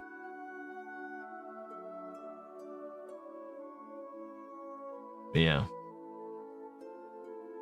I don't have Geo. Okay, so to those of you who are tuning into the channel for the first time, on this account, I'm doing what I'm calling the free-to-play Rares Only Plus Challenge. On this account, I'm trying to progress through the game using champions who are rare, uncommon, or common, plus any champion who is free and permanently available to all players. So even though I have pulled Geomancer on this account, I cannot use him because he does not fall within the parameters of my challenge. I've actually pulled like 3 Geomancer, and I've used them all as food. Geomancer is not an option. Neither is Vogoth, who is another really good champion for this strategy, or this boss. Yeah, I haven't even pulled, even if he was available, I haven't pulled him yet. So, yeah. So there's a strategy that I have shown proof of concept can work with Templar because of his block damage skill. The problem is he has a chance of placing 30% decreased speed on bomel every time he attacks. Even though I have geared him with as little accuracy as possible, I'm still getting 88 passive, which is enough to get hosed by the 3% rule. So I got 60 from the Great Hall, and then he's just got 28 accuracy through other sources. So I had it locked in. The victory was mine, and then he placed the decreased speed on his A1 because of the 3% rule, and it threw off the speed tune, and I lost. This happened twice. And I just decided to try a different strategy because it could take me a million runs to get the perfect run where he never places decreased speed. So we're trying other things right now.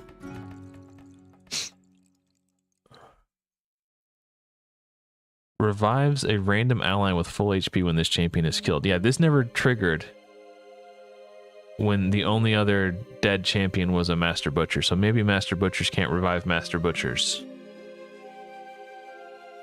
But if I could figure out the speed tune to get a Master Butcher to take a turn in between the bombs detonating, it will. This is on a 1-turn cooldown. So first bomb explodes, this Master Butcher's passive triggers and heals everybody.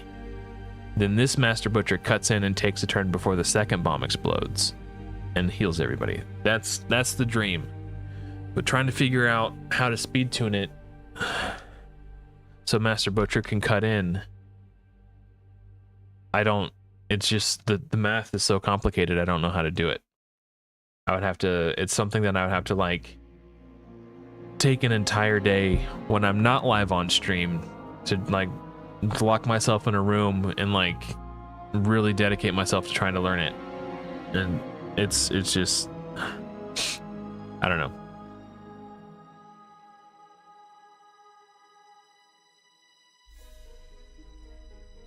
So yeah.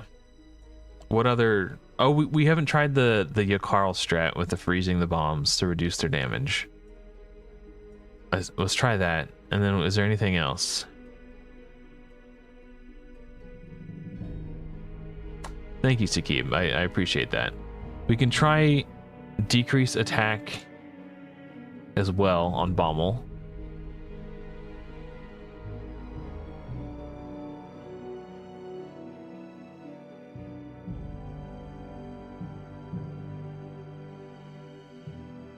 Just kind of looking at all these champions. Oh, wait a minute.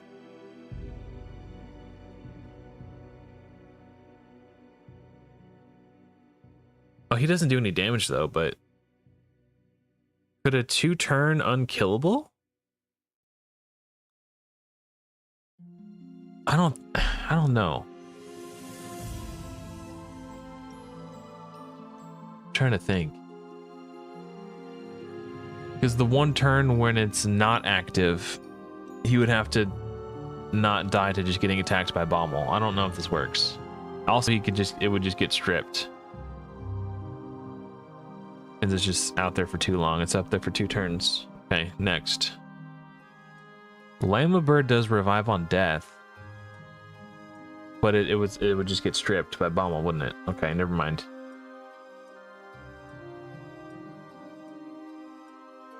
apothecary.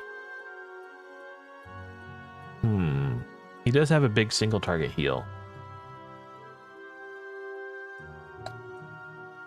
Yeah.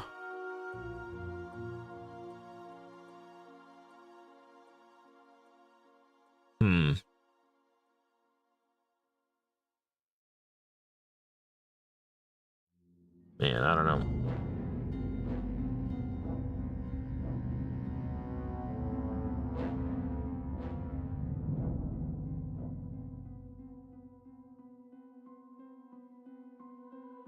Yeah, I'm thinking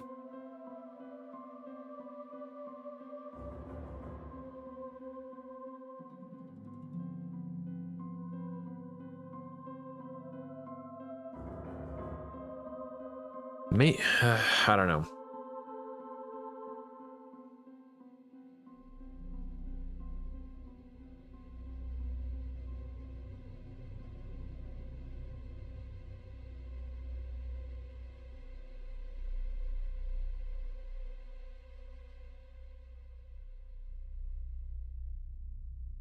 Yeah, I talked about that video at the top of the stream. That video is effectively, it is what inspired me to do this Templar build. But there was a lot of stuff. The video wasn't on the up and up, and he made it look better than it was. There's a lot of information that got left out, and he made it try to make it look easy rather than just being honest. And yeah.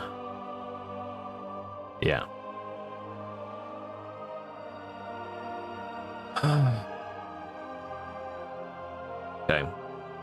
I need to take a small break from bomel just to kind of give my brain a moment to rest, and so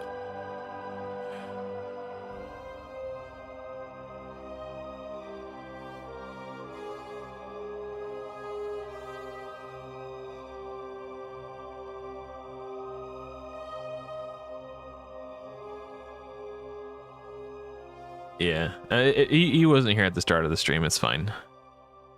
But yeah, we did look at the stew strat.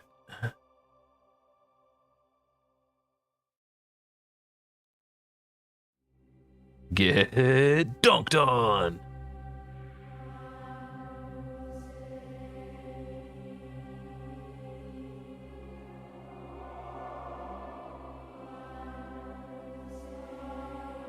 Wow, 360,000 team power. Nice.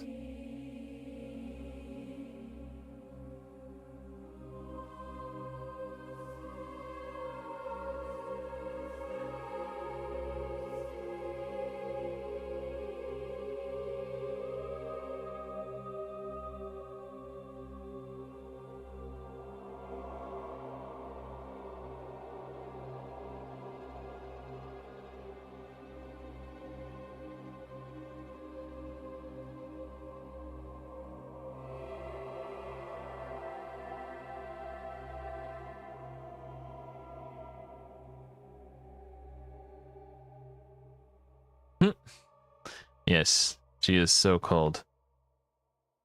I always get confused by stone skin on Mithrala,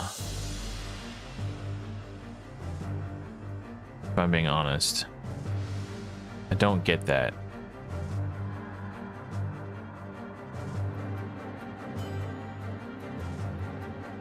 This was a much squishier Ultimate Death Knight than I expected. I mean, yeah, she can cleanse, but like, she's probably going to resist everything anyway, so why bother with the stone skin? Like, it's not actually... Like,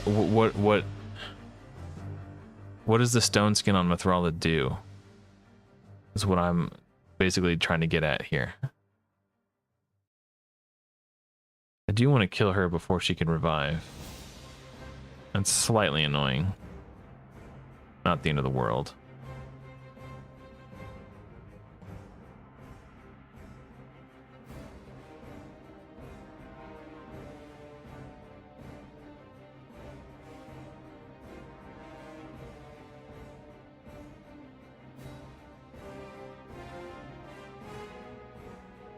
That's fine. Not as bad as it looks. We still have the revive.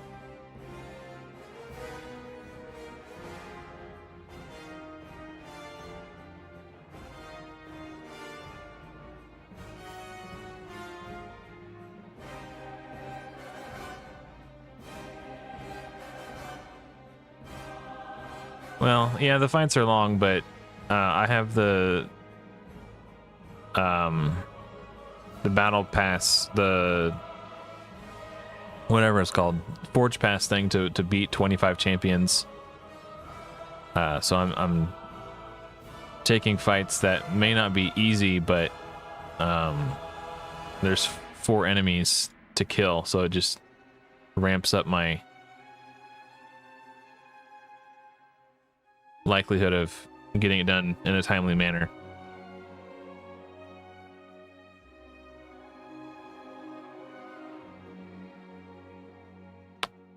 And done. Okay. Now that I've had time to rest my brain about the bomel situation, we can jump back in. Try it again. And of course, it doesn't show the last team I attempted it with.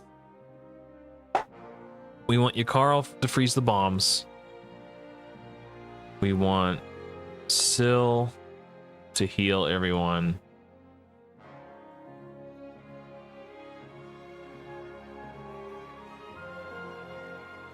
Actually, let me save this team so it doesn't disappear every time I have to reset and try again.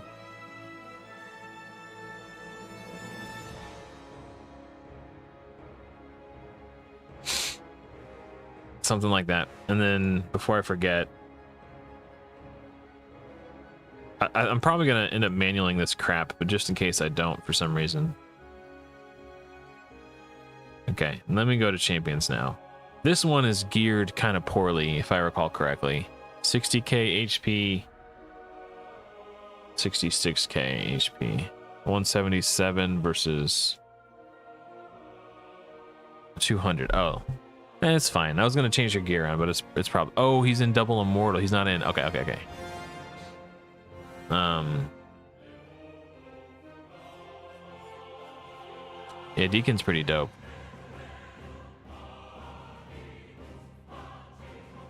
I would steal Syl's boots.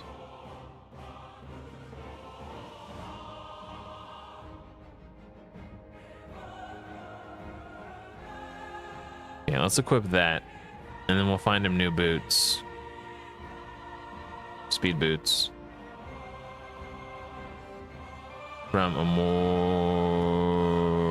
Regen set.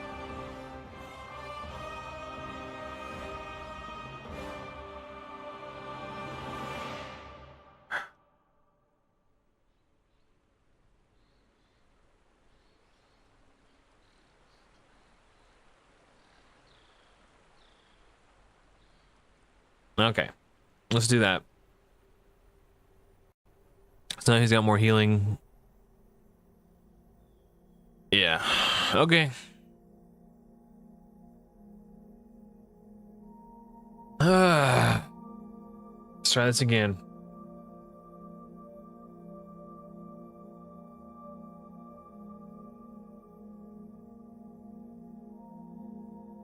So, if you guys didn't know, if you freeze the bombs, it will cut the damage they deal in half. So that's why Yakarl's here. He's my bomb freezing extraordinaire. We just gotta keep him alive.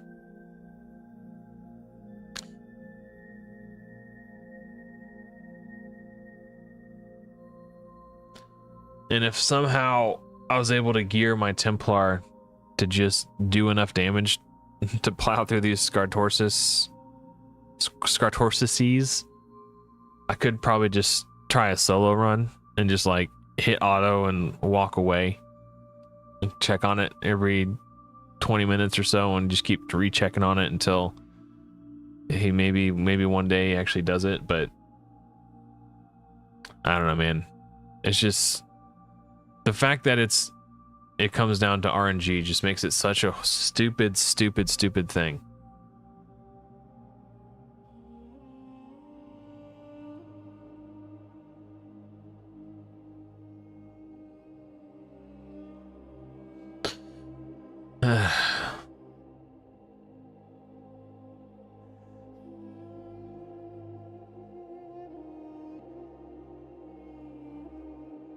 So maybe with bomb damage reduced by 50%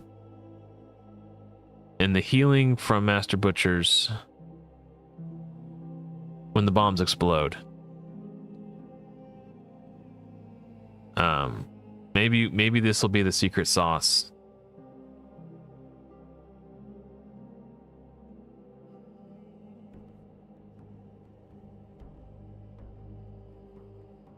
Oh, crikey. I think Yakarl has evil eye.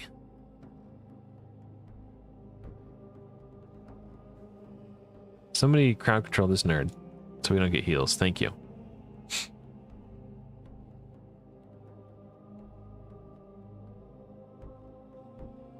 I'm going to take it off auto in a minute just to make sure Yakarl doesn't use his AoE freeze. So I would like to use that against the bombs.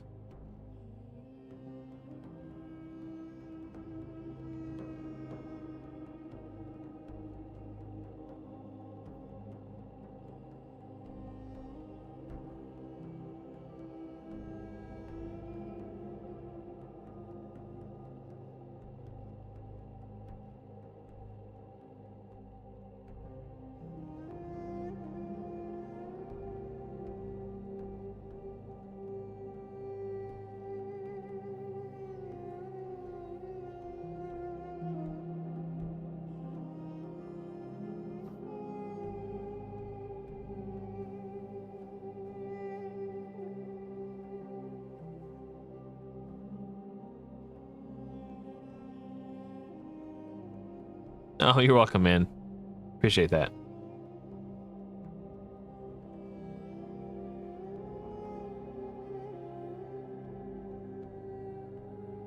Okay. Maybe this is it, guys. Maybe this is the blessed run. Who knows? Get a brimstone and daddy will be happy. Drex, you had one job, man. I feel like the only other thing I could do differently is maybe try to bring in a decreased attack champion.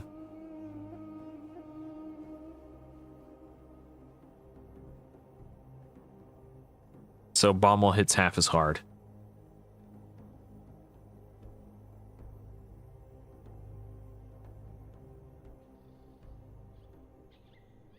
And Brimstone does so much work, though.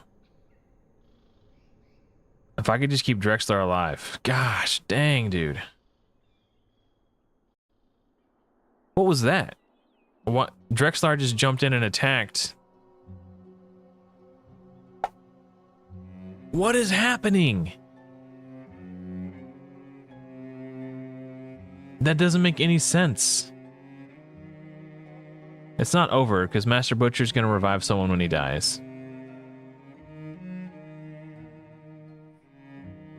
That doesn't make any sense. That has never happened before, where Drexler just died to the boss damage. He normally only ever dies to the bombs, like these bombs. So, WTH.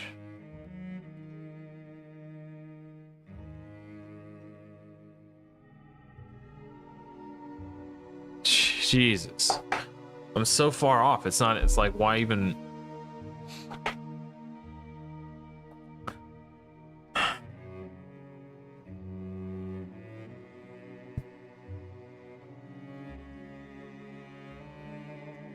If Syl had gotten revived instead of, I don't know, because then I could have revived and someone else.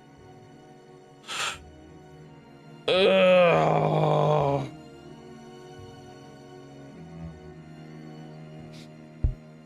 The reason they made Bomel the hardest boss in the game by a light year is because at the time, this Fortitude set, plus 40 resistance, plus 10% defense.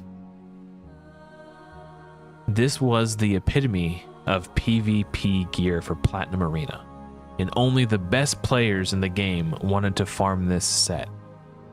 And Plarium knew that. This is back when the resistance meta was the thing. That's why Bomel is so overtuned.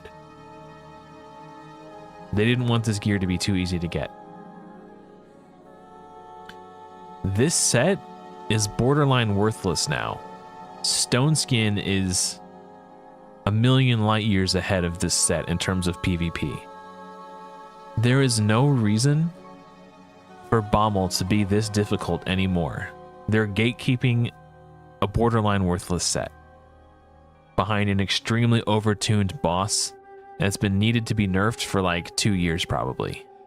Basically since Hydra came out, this set became obsolete for Arena. So I think it's time to nerf bomel, guys. Like, why are we here? Like, if I have to, like,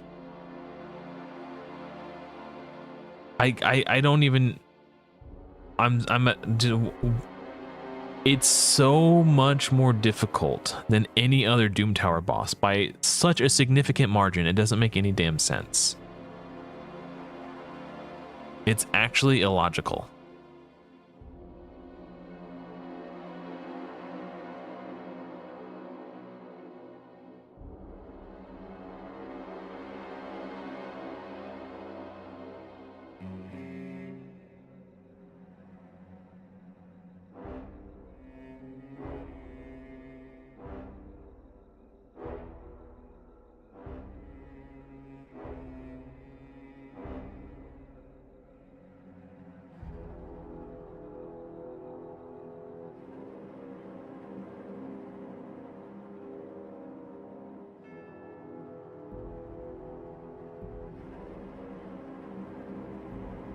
Maybe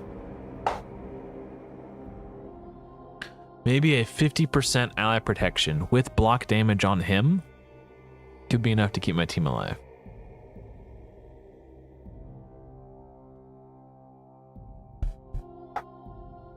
Bomel as a boss, I don't think is the issue. It's his dread bombs, the minions that he summons. That's the issue. They deal way too much. They deal like I don't know. I don't even. Let's look at how much damage they deal. Luckily my VOD is still paused right here. So this detonation.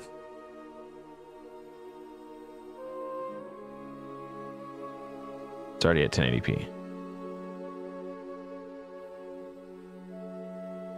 Does that say 31,000 damage? That ignores 100% of your defense?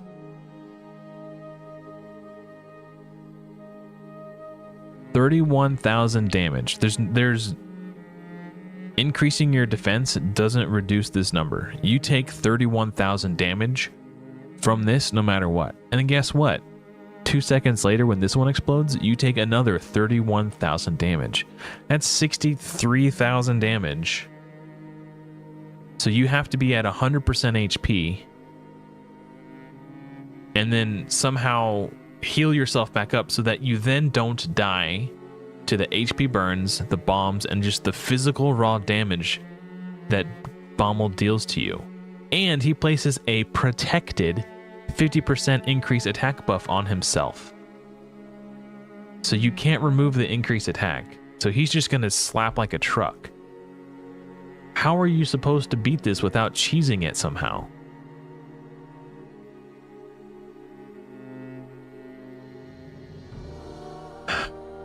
I'm not giving up, I'm just frustrated because of how ludicrously overtuned this boss is. It doesn't make sense how difficult they made Bomel.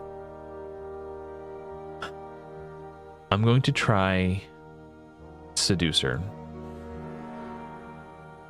I think because he puts block damage on himself, it reduces the damage allies take by 50% with this ally protect is good. It's on a 4-turn cooldown, and Bommel's buff strip is also on a 4-turn cooldown. So maybe we can place this, soak the bomb damage, and then, I don't know, maybe it wears off before Bommel's buff strip comes back up. He also does increased defense and block debuffs, and he has the small version of decreased attack. And he's got an HP aura. Ugh. I don't know.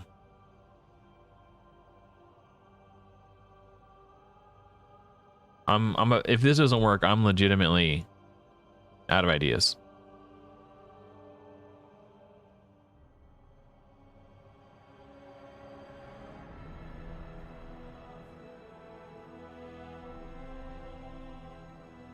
Steal these back. Okay, I need to let my cat inside. I'll be right back, guys. Hold on.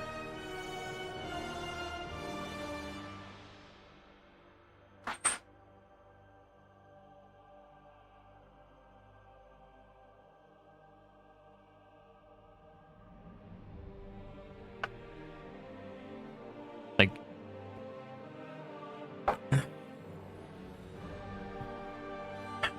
there's another thing in here somewhere. I pulled a champion recently. This guy also. Where'd he go? He's got the 25% strengthen. So I could go like ally protect with seducer because he puts block damage on himself.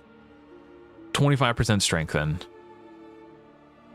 Like just go full on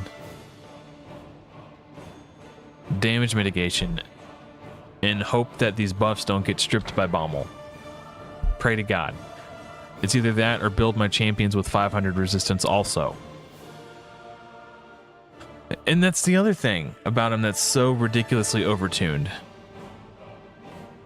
So this is stage, what stage is this? Stage 50. Bommel the Dreadhorn has 655 accuracy. What are we supposed to do about that? Yeah, let me just build all my champions with 700 resistance. Easy peasy, no problem.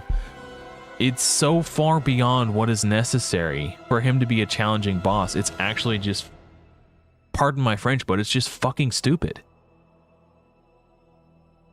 Am I crazy? Am I talking nonsense? It doesn't make any goddamn sense.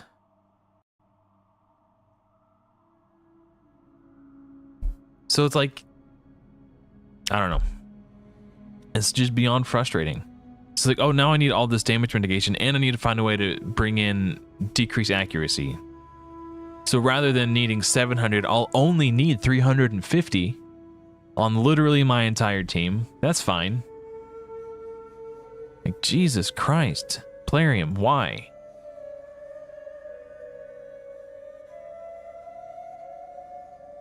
Yes, thank you, Dean. It's like, it doesn't make any sense. And it's been broken like this for like 3 years. I don't know.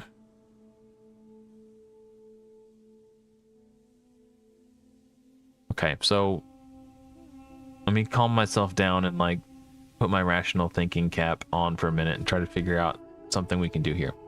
I don't have that guy that does strengthen built yet. But in order to use the ally protect, Temptress needs to be on the team. So that's 2 team spots spoken for. We can try Yakarl to reduce the damage of the bombs.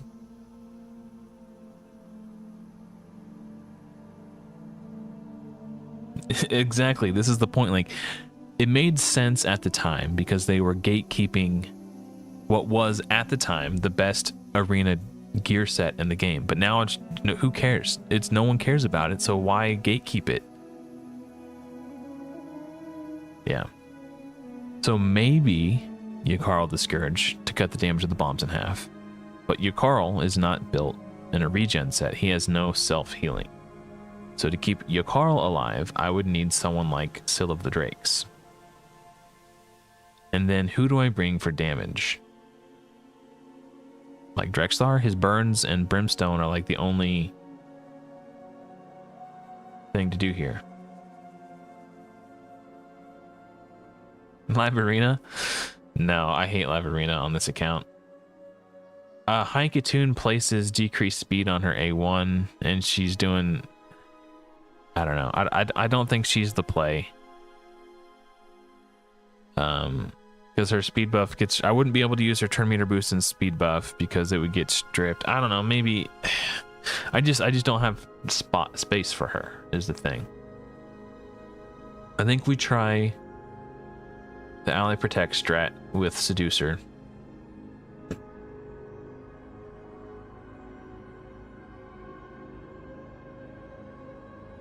Just full damage mitigation, and we need Temptress. Does she even have gear? She doesn't actually need to make it to the boss. If she dies before the boss, it's fine. She's gonna get one shot every time the boss attacks. And then I need healing to keep everyone alive. He's in regen, he is not. Do I completely rebuild Yakarl in regen? So I don't need to bring Syl for healing? Maybe? How much longer is this active for? An hour? This is another thing that bugs me. Like, why do they launch this on a Wednesday or whatever? I don't have time to re-gear all my champions on a Wednesday. I'm at work. I'm busy. And now if Saturday has finally come and this shit is gone almost. Like,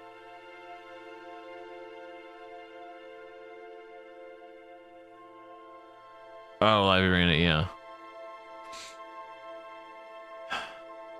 No, I've actually built a special team just for live arena. I'm using Doom Screech as my turn meter booster and all this stuff. I want so badly to enjoy this game. I try so hard to enjoy this game, but Plarium just makes it so freaking hard for me to just be passionate about this game, dude. It's like they're constantly doing stupid shit that just gets under my skin. It's like I don't want to. I have 1 million silver right now. If I swap everybody's gear around and then that thing runs out, I don't have enough silver to put it all back. God damn, this freaking just... I can't wait for Godforge. You know what I almost did tonight? Rather than banging my head against bomel 50 hard, I almost instead did a live stream where I was just reacting to Godforge content, just so I could do like a Godforge live stream. And now I completely regret my decision. I'm in such a crappy mood. It would be one thing if like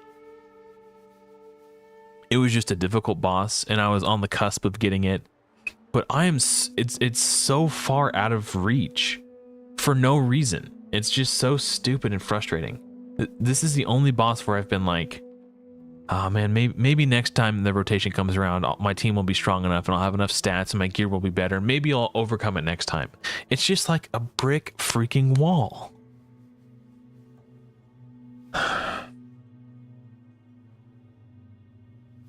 So the question is, yeah, oh yeah, right. I was going to put regen on Yakarl, but I don't have silver to put it back when that stupid shit runs out. So I can't. I have to bring Syl for healing.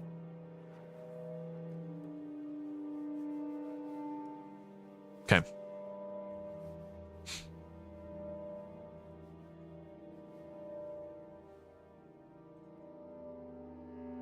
Yeah, and the free gear removal tokens that they give you from Centranos, don't those only last for like an hour or 3 hours or something stupid like that? Like, it's so annoying.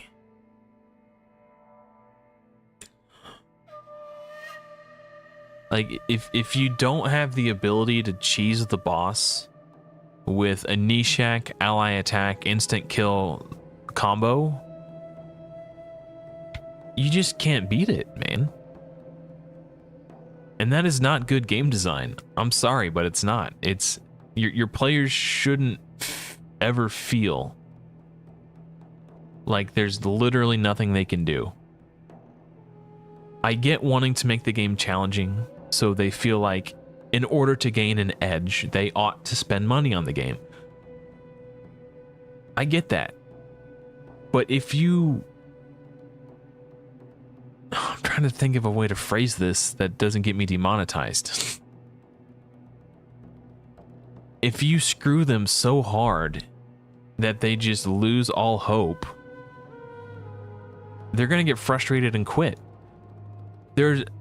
if their plan was to make me go, oh well, maybe I should just go buy some shards and then I'll do it. No, because what champions could I pull? Like even if I had Geomancer and even if I had Vogoth, it would still be insanely hard. On my old account, I had 2 Vogoth, Geomancer, a Duchess, and Walking Tomb Drang. And I still barely beat it. Like it was like the perfect run where all the RNG went my way. And there's literally, it took me dozens and dozens of attempts. And I just happened to get a bunch of weak hits against Walking Tomb Drang and Duchess. So I was able to do Walking Tomb Drang's HP equalization after Duchess revived everyone and set everybody back to 100% HP. And Geomancer was just doing Geomancer stuff, and the Vogoths were keeping everybody alive. Like it was literally like a 1 in a million run. The first time that I beat it. And then the next time that rotation came back, I was like, oh, how am I gonna do this? Like it doesn't make any sense, man. And that was a really advanced account. I mean, it was a free-to-play account, but man, I'm no scrub, okay? Like, I know my way around this game. I've been playing for a really long time. Lady Bazookas?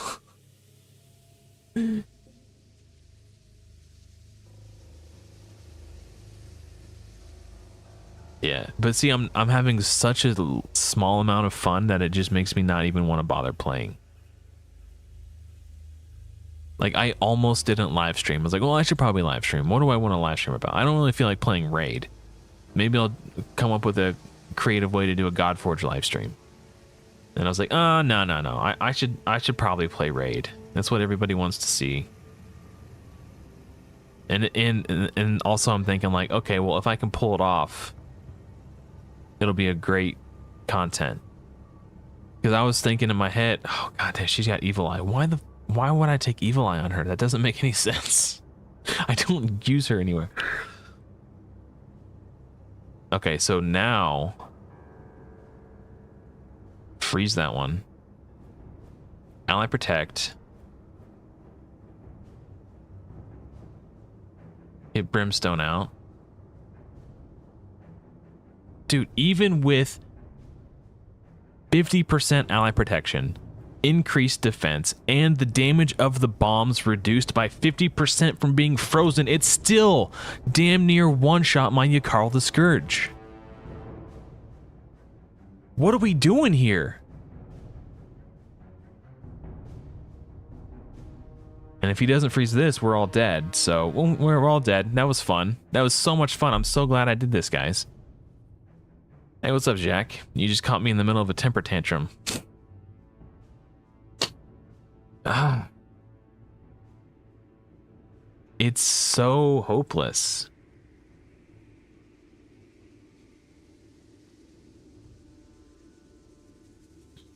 Maybe we can get decreased attack here.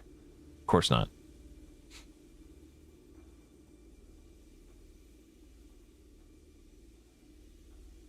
God.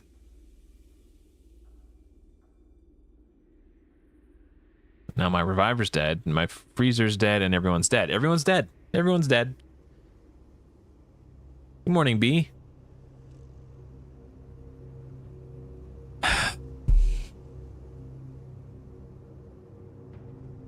Doesn't make any sense. The closest I've gotten so far is trying to cheese it with a solo strat. But the solo strat is literally just RNG. Do I get 3% or 3% in or not? Bomel has, what was it? What did we say it was? Let me scroll down here. 600.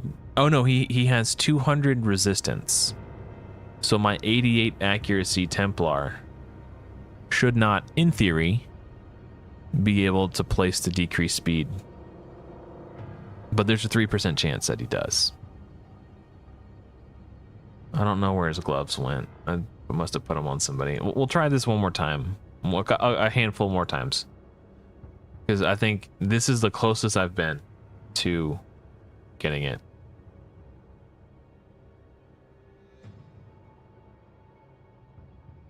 Oh, we need immortal gloves.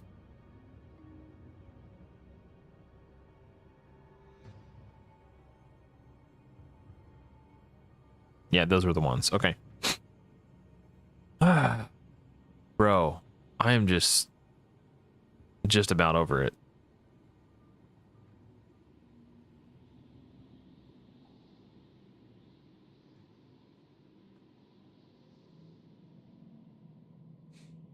All right.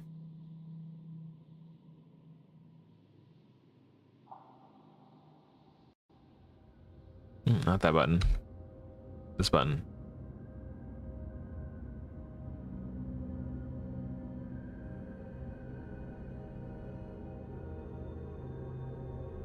Okay.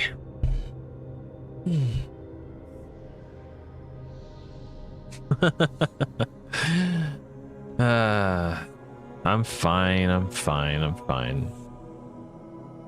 Oh, bro, I thought that was my Templar. I was like, what the hell just happened? I was about to not be fine, but I realized I wasn't.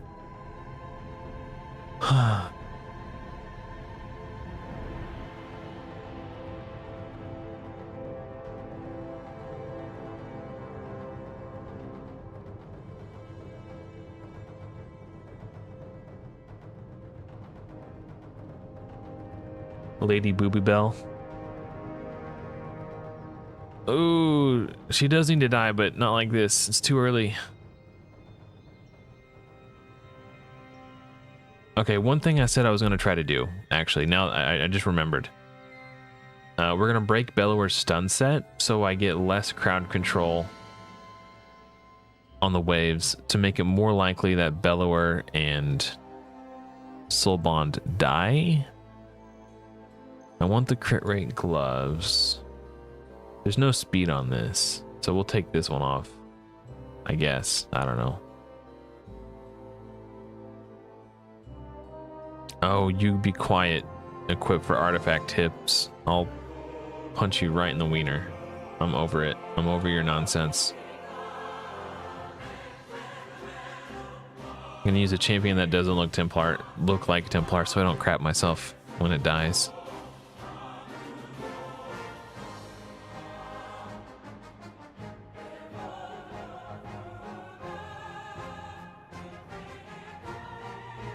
Oh, come on.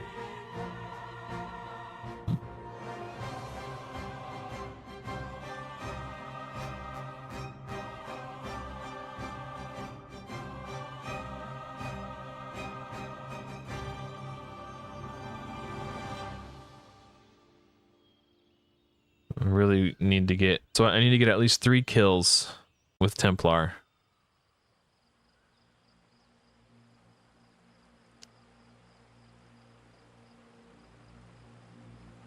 Dang it. I don't think I've gotten any yet.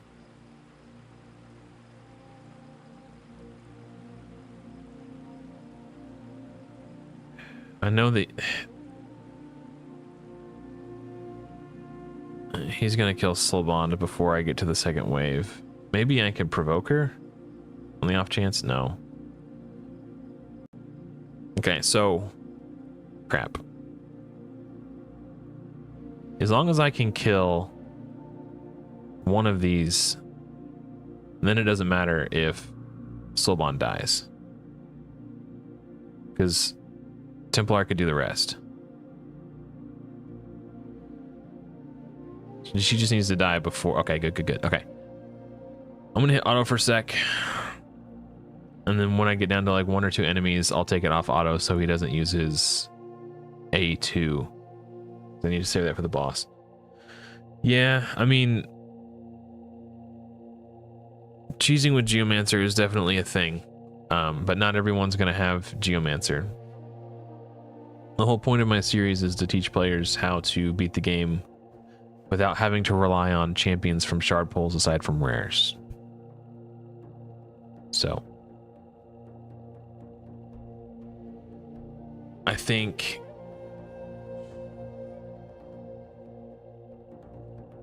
the Templar strat is probably the most accessible one, because anyone can go farm a Templar.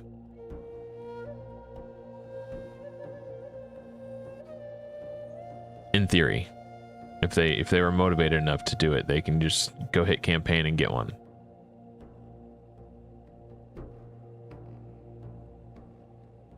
But yeah, Geomancer would make this a lot easier. Especially if I had a couple of Ogoths to heal him up so he doesn't die. You know, those types of things. I know he's done this before because I've done this before. I think he has to just not get stunned by this nerd over here. Because when he gets stunned, he misses out on a turn. Okay, I'm just going to A1 because when he does the A3, it spreads the damage out. Yeah, well, for tonight, I'm going to just try this a couple more times because this was the closest we've come. And then if I can't get it tonight, Saphira from HH Gaming has a YouTube video where he breaks down and teaches you how to do turn meter math. I'm gonna have to watch that video, study it, and like probably watch it 3 or 4 more times until I understand it. And then once I understand it, try to apply it to what's happening in the bomel fight and see if I can make a speed tuned. It'd be so cool if I could just make like a full auto team and just have the speed tuned master butcher strategy work. That would be the coolest thing in the world. How cool would it be to have a full auto rares only plus bomel Doom Tower hard team? Yes, this bomel puts the Doom in Doom Tower for sure. Okay, I think this guy's dead now. Oh, if I can get one more turn, please don't heal. Oh, yes. Okay, I think I could hit auto now, probably, but I'm just going to keep smashing A1 just because it hits harder. It does more damage.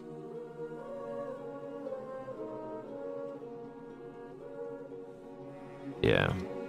I would love to just have a full auto team, just to take all the guesswork out of it, and just have a sweet speed tune. And it would be amazing if, I don't know, because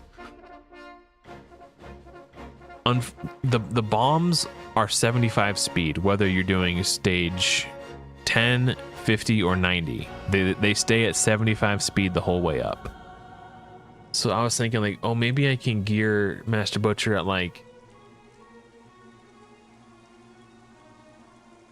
75. Then I realized, oh wait, he's got a base speed of like 90 something, so that's not going to work.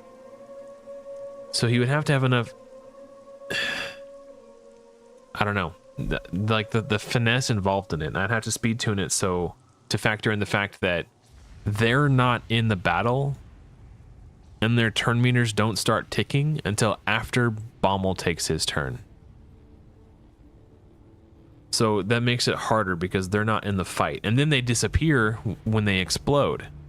So again, I have to factor this into my equation of like, how can I get them to cut in? Well, I'm glad you're impressed. Thank you, B. Unfortunately, I didn't figure this out. This is somebody else's work that I've copied. Partially on Stu Gaming and partially on Soda Dragon, or the name of the creators who came before me.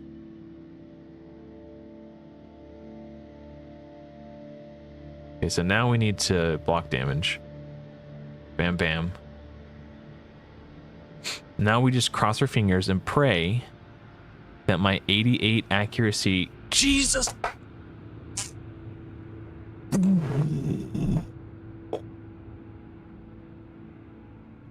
That's never happened before. That's really annoying.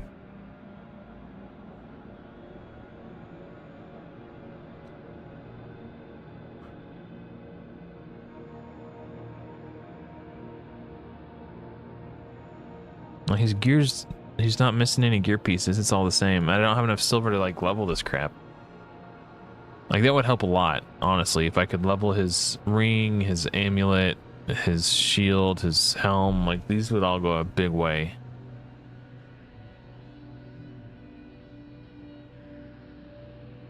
Okay, we'll give it a couple more tries.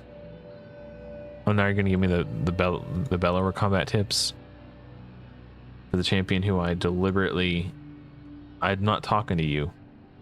Took a piece of gear off of. Okay. Ooh.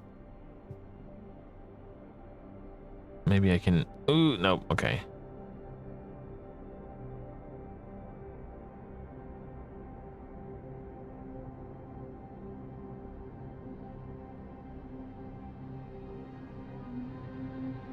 Maybe. Hopefully. Fingers crossed.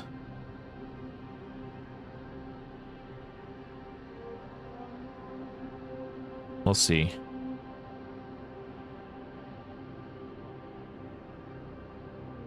Oof. Ooh. I might have to restart this. If she... Yeah, okay. I can't... The two Scartosis in the next wave heal too much for my Templar to be able to solo. There's no... Does he have enough... The only way I could gear him with enough resistance is if I built him with 655 resistance. And I can assure you that's not happening. That's just not even a factor that I can even consider at the moment. It's again, I'll go off on the tangent. Bomel is just so overtuned. It's not even funny.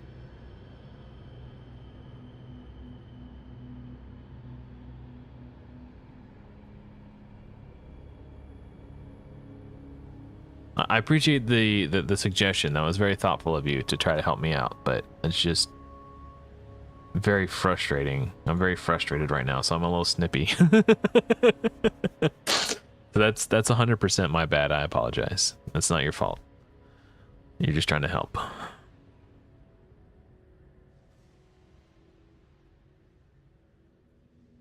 Maybe I can get a snipe. Yes. Okay.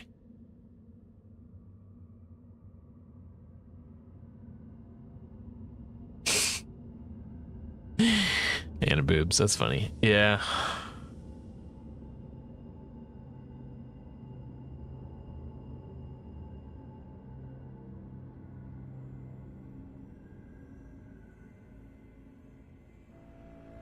When you see a character model like Annabelle, it really makes you sad that Raid Shadow Legends doesn't have jiggle physics.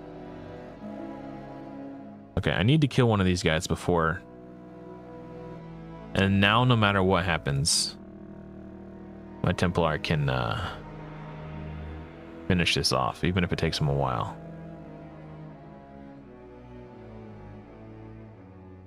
We do need to focus this nerd.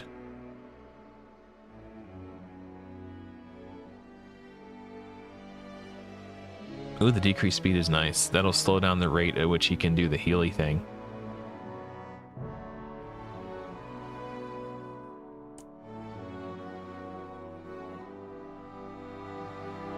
Which means I might be able to kill him faster than I did last time. Especially if I can get lucky and land it again.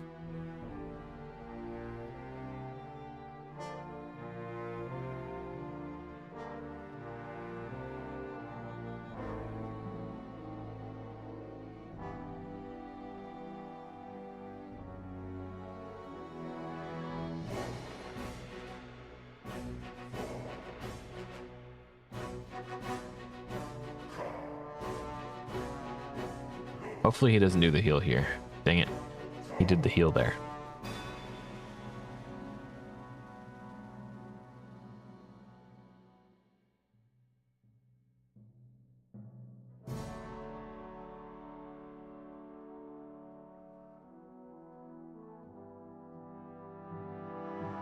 Man, I have to pee. That sucks.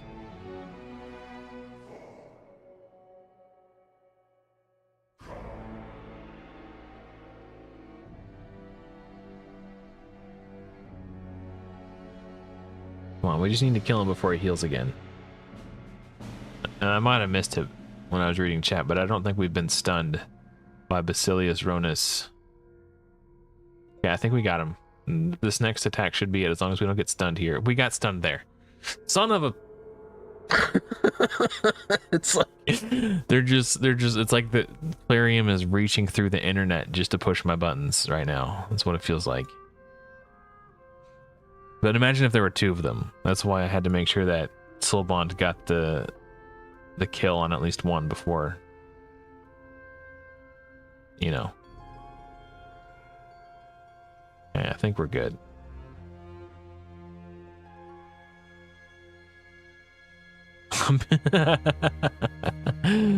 I will hold it until this attempt is finished. I'm not.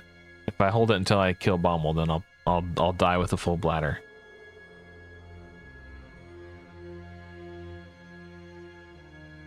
But I will see this attempt through.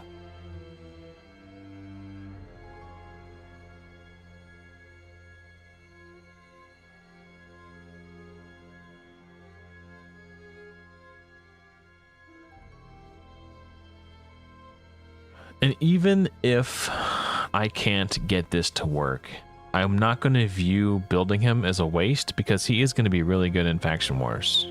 He's got, like, this is like a pseudo AoE provoke. It's not bad. 4 times at random provoke, and then he puts block damage on himself. I'm just so discouraged, man. The fact that reducing the damage of the bombs by 50% with the freeze, and then reducing the damage they deal to Yakarl by another 50% via ally protection. So that gets cut in half, and then gets cut in half again. So reducing the damage the bombs deal by 75%. Still almost one-shot my Yakarl the Scourge. Like, how ludicrous is that? What's up, Sacred Deity? Welcome. Nice to have you. We're just torturing ourselves fighting Bomel at the moment. Trying the Templar solo strat.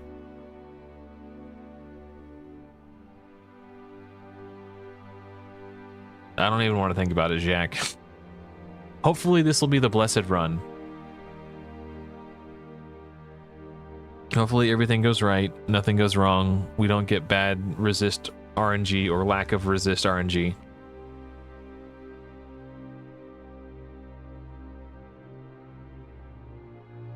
There is a Discord called the Speed Tuning Council. It is possible, and I am a member of this Discord. I don't go there frequently, but I have joined it so I know that it's there in case I ever need it.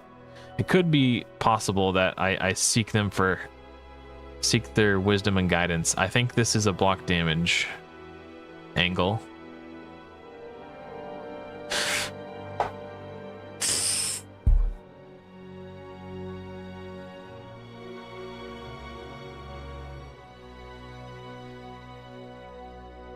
I thought for sure those bombs were going off. He cut in between the bombs. It was bomb explode, Templar take a turn, Bomel take a turn, bomb explode. Even Bomel cut in between the bombs. I am glad to hear that, man. That's awesome.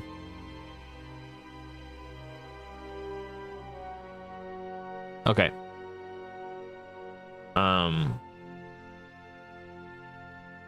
Yeah, that's possible. Tell you what.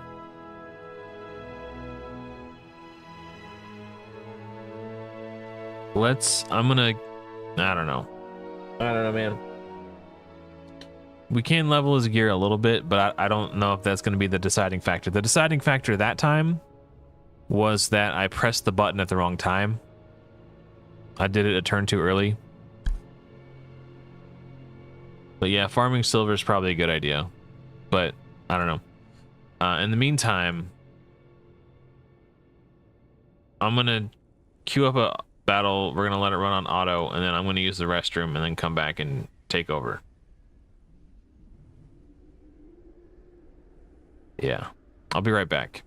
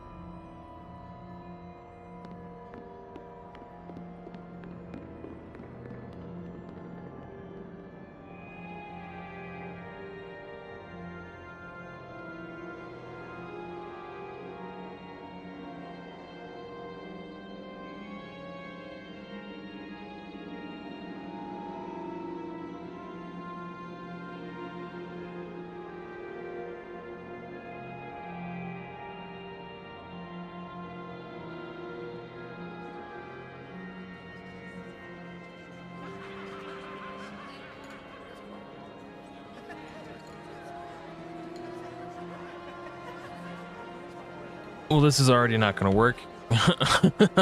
Let's try that again. Oh, dude, I hate gear cleanses. It's literally my sworn enemy.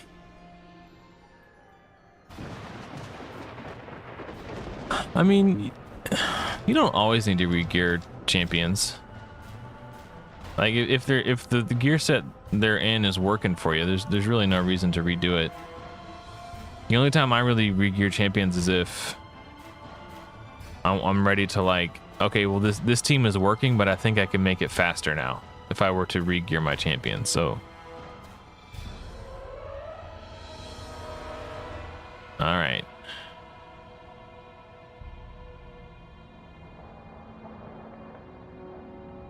Get him. Nice. So we got 1 kill. We need at least 2 more.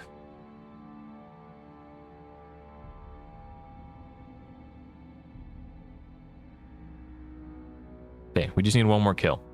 But we also need to make sure that Bellower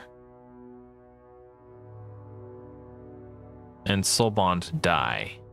So I'm going to wait for the first wave of attacks to go out. And then I need to make sure that at least one of these Scartosis dies. So worst case scenario, he can just finish off the rest of the waves. If we can get another kill or 2 in here, it'll be nice. Finish her. I'm afraid if I do the AoE. Okay. This is going to be so much faster if I can just secure this kill real quick. Nice. Okay, much better than last run. So I got to remember that on the first bomb round that I need to wait, like hold longer than I would do so normally.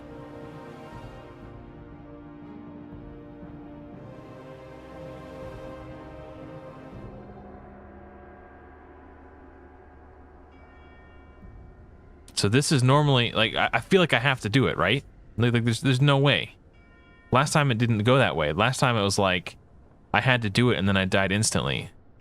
Something funky is going on around here. Or maybe this was the round. Because this is when I did it last time. And then I died. So maybe I hold for 1 extra turn. Oh, so that was it. That was it. So now I think there's something really weird going on. Bomel cut in and took a turn between the bombs blowing up. I don't think that normally happens.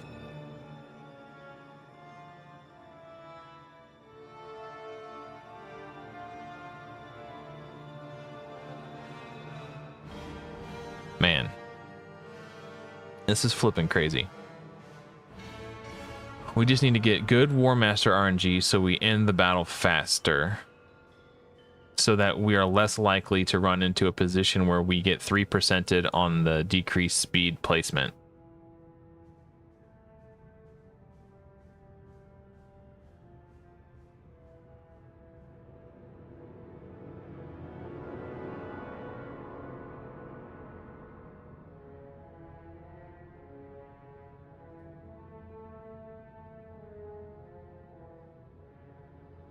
Yeah, this has actually been speed tuned by someone way smarter than me. I think there was a Reddit post, and then all the YouTubers copied off the Reddit post to make their videos. I forget who I think it was Soda Dragon who actually credited the Reddit post. Stu did not. Go figure. But yeah, so 153 speed baseline, and then you take the Spirit Haste and Whirlwind of Death Masteries to gain extra speed. No! The flippity flip.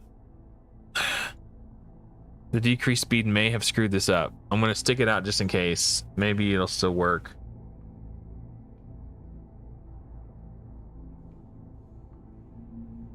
He just placed it again. Oh my God.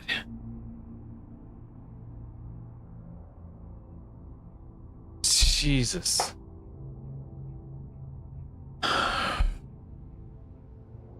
What's really messed up is when I watched Stu's video, his Templar had like 10 or 15 more accuracy than mine did. And Stu still somehow got it to work when the decreased speed went up. Oh my God. I'm just kind of over it. Like,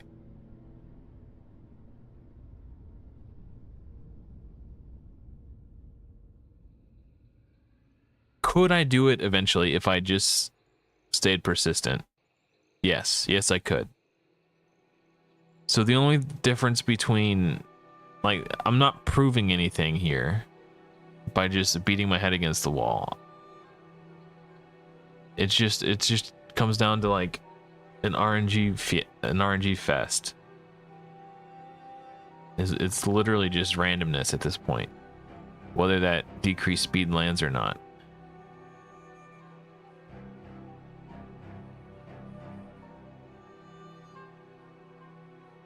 The good news is, taking Bellower out of the stun set seems to have massively increased the consistency that I can do this.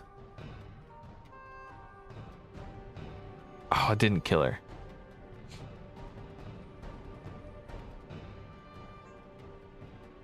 Maybe I can.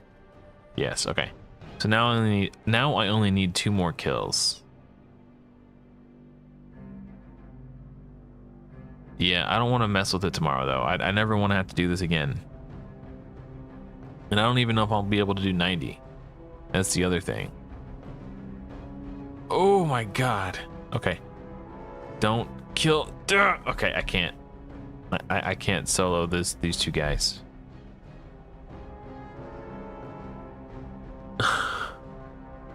Okay. So to give you the TLDR on Stu Gaming. So he used to play Raid and cover Raid.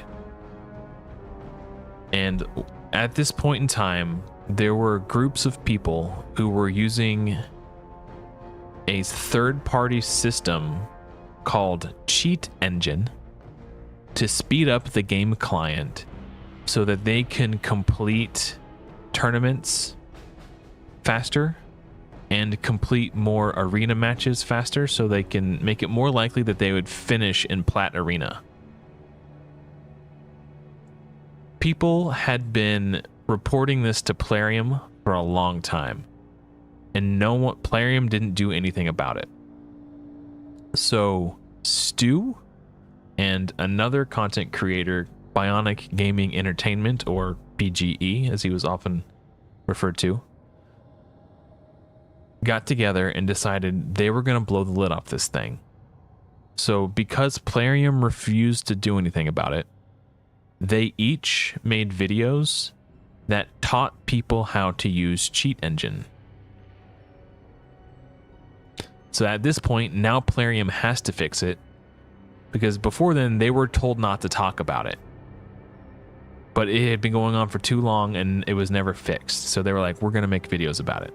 So they each made videos talking about it, and in their videos talking about it, they showed people how to install it, how to use it, etc., etc. Plarium kicked BGE and Stu out of the content creator program. They said, we told you not to do this, you did it anyway. These are the consequences. After that, they each stopped covering Raid. Stu went on to cover Diablo Immortal. While covering Diablo Immortal, the MMO content creator Asmongold, who has millions of subscribers on YouTube, reacted to one of Stu's videos. It caught Asmongold's attention, and Asmongold watched it and reacted to it on stream.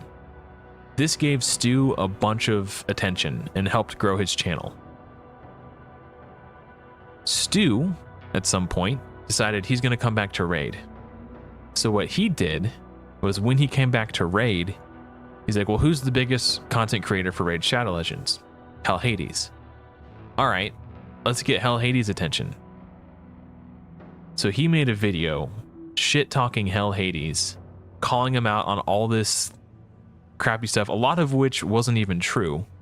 And a lot of the things he was accusing Hell Hades of doing wrong weren't actually wrongdoings. Hell Hades was perfectly within his right to do these things in an effort to get attention to himself.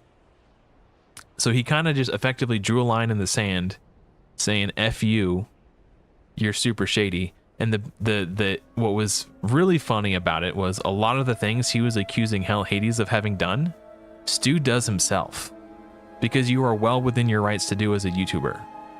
Like, so not only was he accusing Hell Hades of things that he didn't actually do, the things that he did do he was accused of, he was perfectly within his rights to do, and Stu had done himself.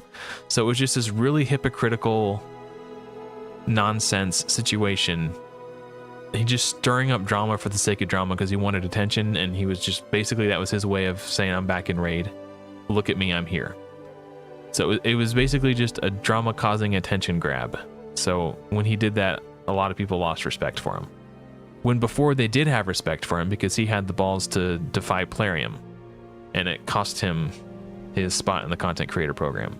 So he went from being like the martyr who died for our sins, basically the hero we needed but didn't deserve, to like the villain of the Raid community. So that's like sort of like a TLDR. I think Hell Hades made a video reacting to the video Stu made talking crap on him. So I don't know if it's still out there, if it got taken down, but if you want to watch it, you could. It's possible that I'm misremembering some facts, but Hell Hades did address the accusations and talked about everything. And I mean, obviously, Hell Hades didn't actually do anything wrong, in my opinion. So it was just completely ridiculous and uncalled for.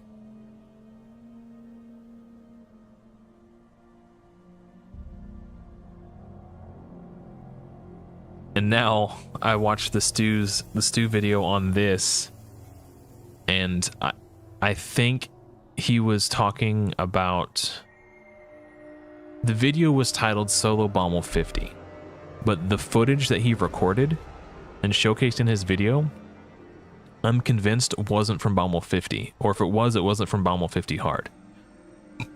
I think he probably had heard from someone in his community that had done it on 50 with this strategy. So he was talking about this strategy and then showed a video, but the video was edited. I think he cheated in the video, because I've watched his video like 3 or 4 times now and studied it closely to try to figure out why it wasn't working for me unbooked. Before, I did not have this booked because in Stu's video, Stu said it did not need to be booked, so I never booked it. And then he showcased a run of it working, so I was under the false impression that it did not need to be booked. It wasn't until I got frustrated and like, why isn't this working? I need to figure it out. It wasn't until I dug a little deeper that I realized maybe it does need to be booked. I watched another video by Soda Dragon, said it needs to be on a 3-turn cooldown with this build that I have. So, I don't know. I'm thinking he probably saw a screenshot from someone in his community saying that, hey, this works on 50. Couldn't get it to work on 50.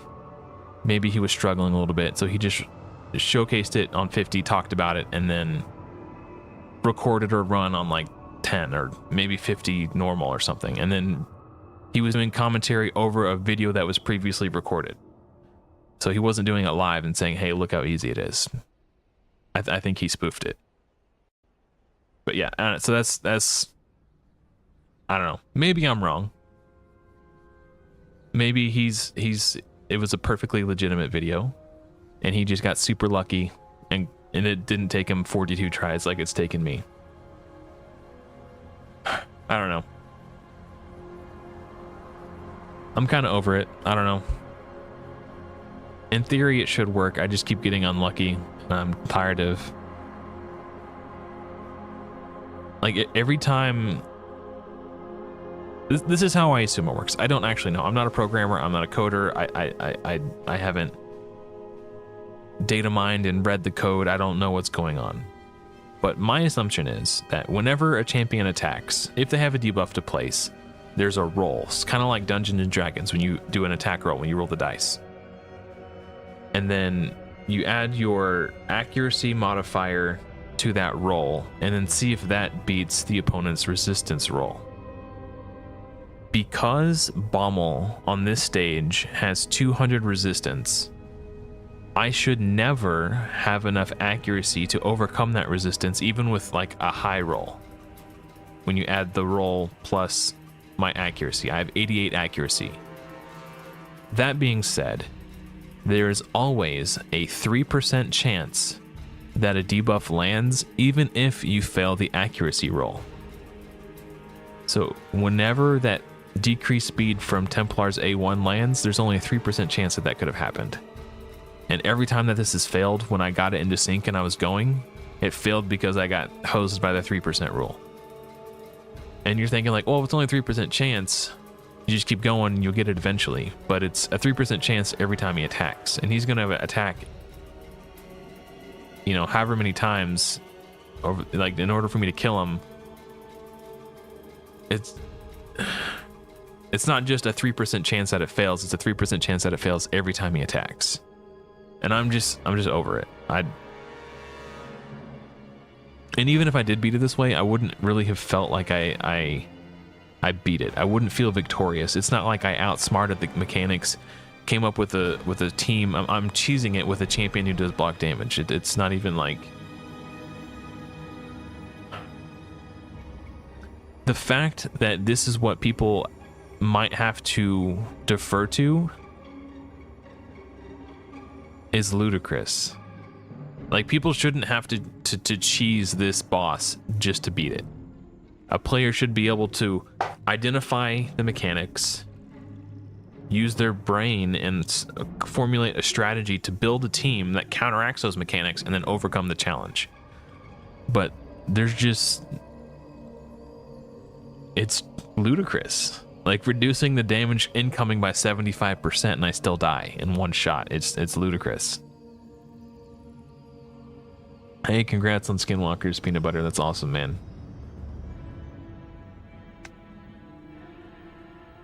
Wouldn't make a stew of his content. Yeah, well, I'm tired of stewing in angst and anger. Let me put Bellower's shield back on. I'm just over this, man. Like,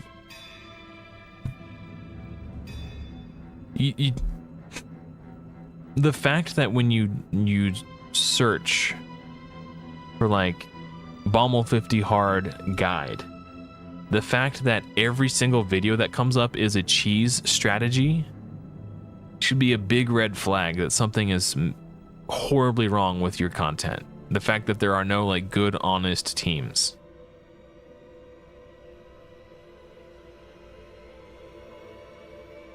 I don't know. That's really frustrating.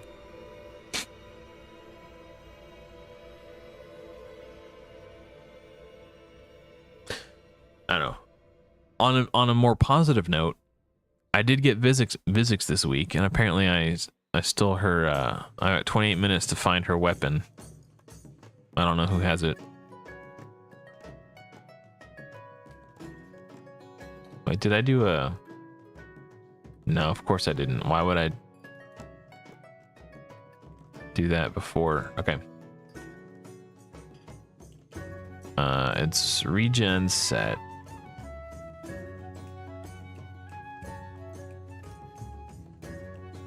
Oh.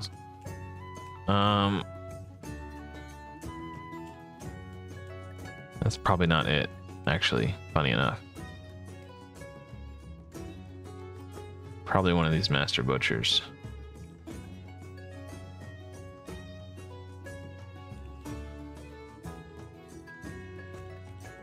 Yeah, we'll do this one. So once her banner is maxed out, she'll have like another 40 accuracy. So she'll have 380 accuracy, 50k HP, 2.6k defense, 206 speed. I did already book her because I needed to for Scarab King. So sorry, clan vs clan had to be done. And I did take the neutralize because I wanted her to be able to put her decreased speed up and her provoke up when Poison Cloud is up.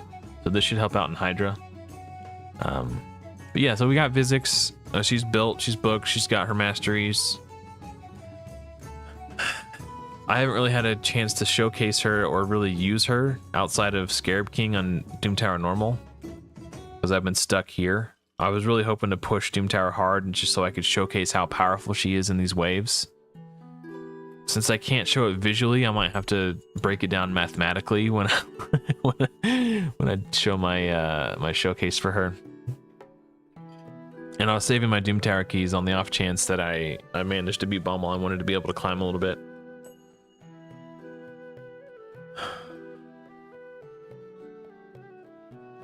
Yeah, I haven't even started thinking about Animus, honestly.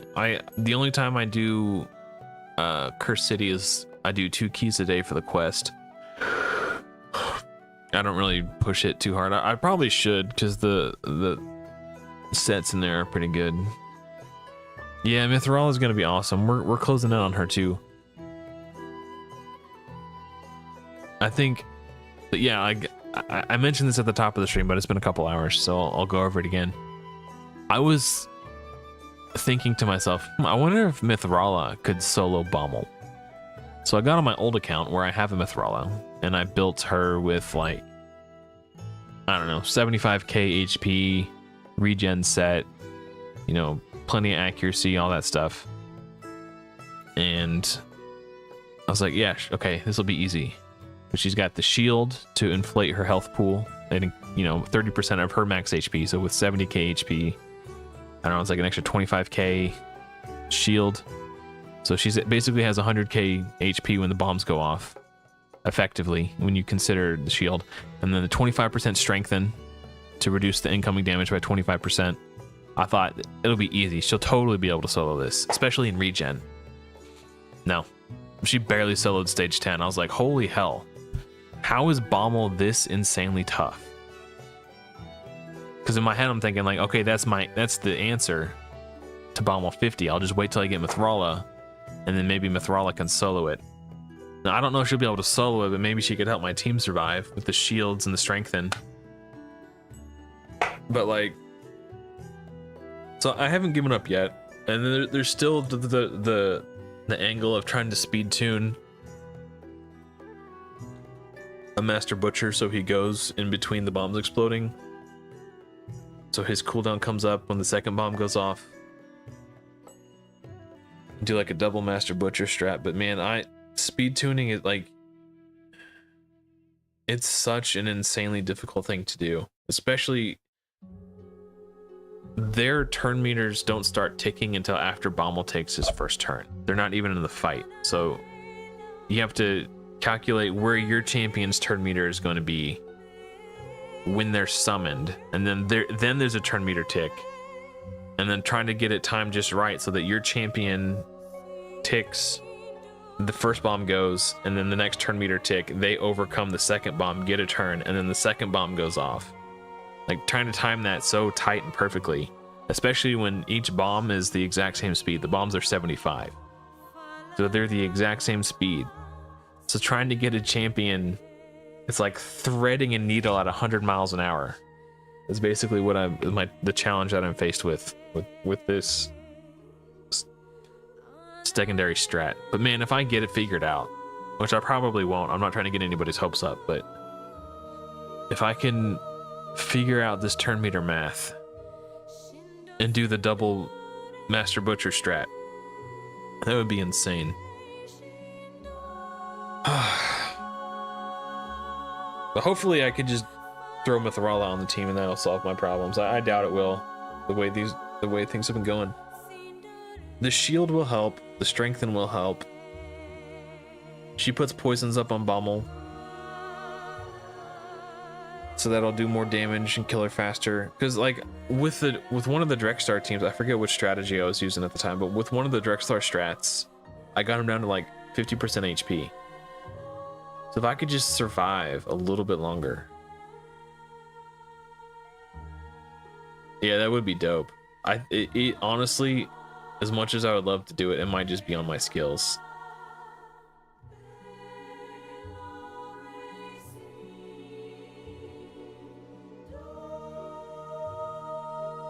Yeah, you could be right, Joey B.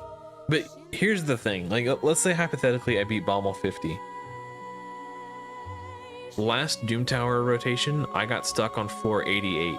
So I still can't, or have not yet been able to beat the higher level waves yet. But last rotation, I didn't have physics. So maybe physics.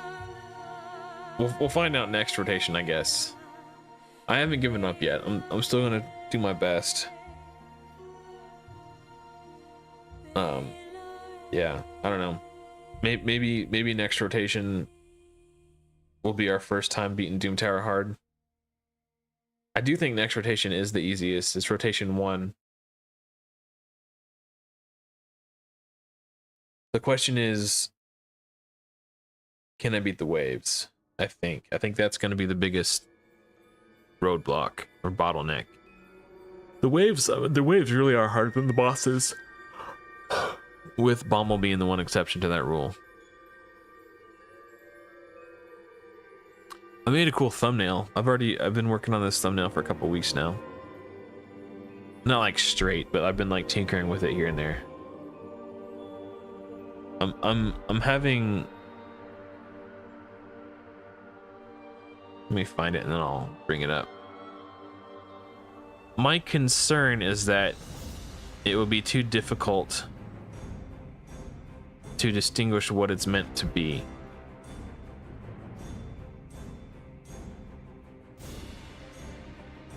Let me zoom in.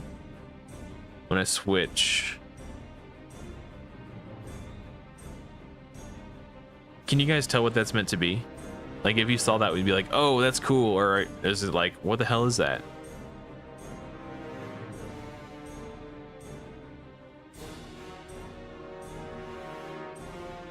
There's peanut butter. There's what's his name? There are 2 rare champions who do revive on death. There's Magister, which is like the, you don't need apothecary, we have apothecary at home. And then there's Lamaber. So it is possible I could try to use revive on death as a strat, but it's also possible that when I try that, bomel strips the revive on death buff off.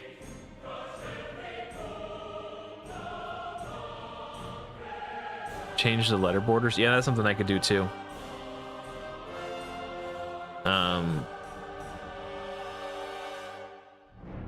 There's a app.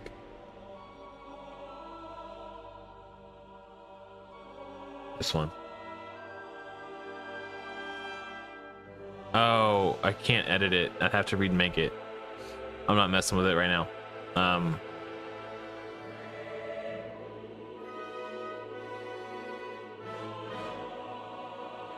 Yeah, that's true. I don't know. I'll keep messing with it.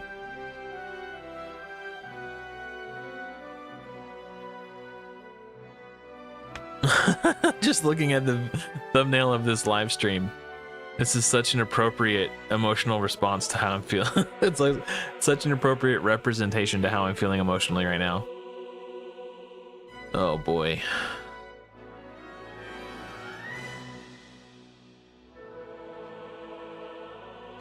Thank you. I'll keep tinkering with it. That's for probably Monday's video. But she came into this team to replace Bellower, effectively.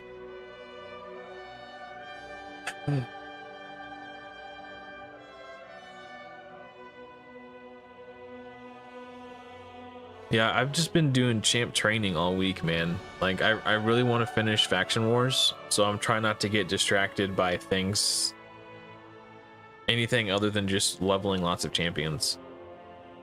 I 6-starred Ashwalker this week. He's been level 50, but I 6-starred him because he's on my arena team. So I 6-starred Ashwalker, I 6-starred Vizix. So yeah, I 6-starred 2 champions this week. I just need to keep plucking away. It's very tedious though. Just doing campaign over and over again. So even though it's not the most efficient way to spend my energy, I've just been doing multi-battles and campaign runs just with my phone set aside, because if I'm watching the phone, it'll irk me that I'm not doing the most efficient thing. So I've just been like, while I'm at work, I'll just do multi-battles and campaigns, set my phone down, and then like if I have free time, I'll watch videos on my tablet.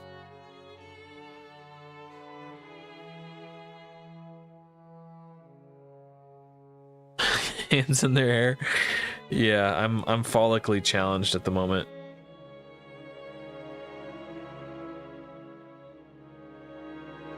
Yeah, could be. My arena team's actually been performing way better than I expected. Usually it comes down to A, can I go first? And then if I can't go first, B, can I survive the hit from the enemy team? And then if yes, I usually make a comeback and win.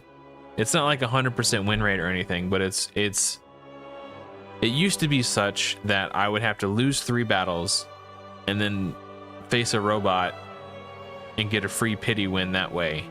So it used to take me 4 wins to get my or 4 battles to get my 1 win every day before I built this team. Now it's more likely that I can win before I get to that pity battle. So I've been getting wins on my first battle, my second battle, my third battle. I don't think I've actually had to go to all 4 battles to get a win all week this week. So it's been a really nice quality of life. Especially, I've mentioned this before, but like live arena is only open for like the first it opens immediately the second that my shift starts at work. And the first 3 hours of my shift are the busiest hours of my shift, which means I don't have time for live arena. And the moment I go to break and would have free time to do a live arena battle, not that I would want to spend my downtime, my break doing live arena, but hypothetically I could do a live arena battle or 2 or 3 or 4, however many it takes on my break. But live arena closes as soon as I go to break, and then it's closed for like 4 hours or something stupid like that. So I'm basically hosed with the timing of live arena. So I hate that they require you to get 1 win every day. It's really annoying. But because sometimes I could squeeze in a battle, like I could look and say, like, okay, I got like 2 minutes, I think I could squeeze in a battle. But then I'm stressed out, I'm anxious, I'm like, if I lose, I'm not gonna have time to do another one. Like, all this stuff, it's really stressful, it's anxiety inducing, and I hate it. But having this new team has made it a lot easier because I do get my win much sooner now. Dude, I bet live arena is tough for anybody's account, man. That's nuts. Well, first of all, congrats on gold in live arena. That's awesome. But man, I can only imagine.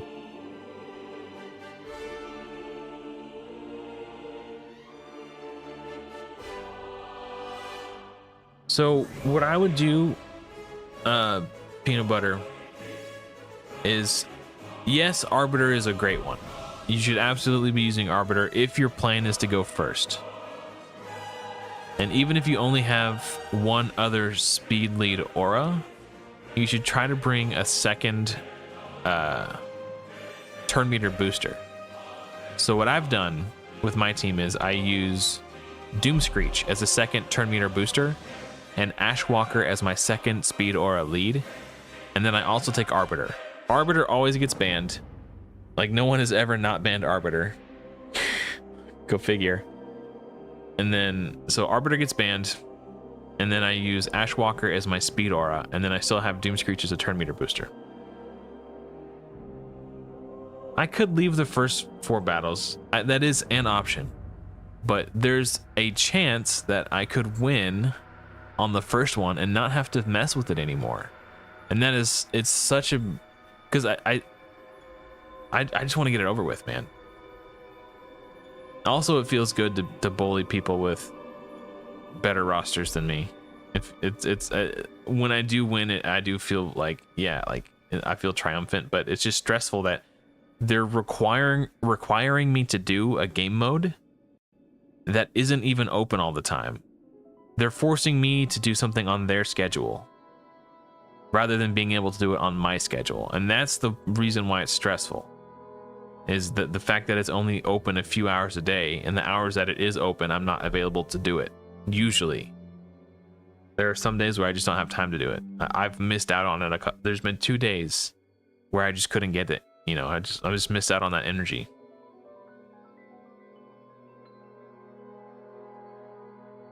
Yeah, I think it's stupid that the gear removal happens on like a Wednesday or something. Like, why not save it for the weekend when nobody's working? Like, people have like I don't know who's in charge of making these decisions, but they're not very good at it.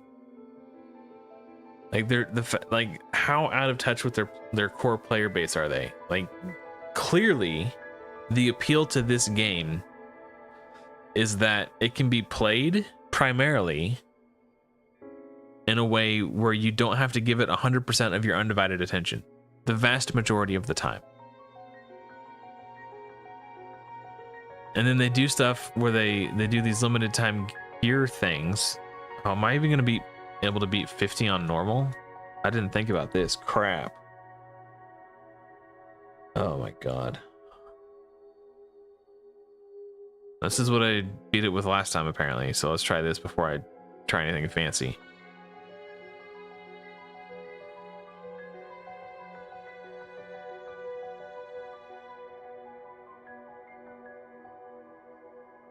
I want to kill him so Drexstar doesn't get his max HP destroyed.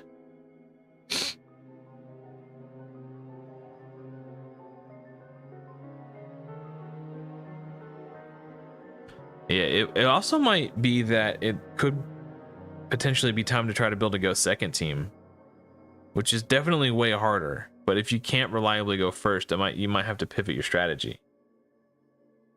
The free removal was for 4 days. I know, but guess what I was doing the last 4 days? I was at work, doing my job. And then when I woke up, I wanted to hang out with my daughter.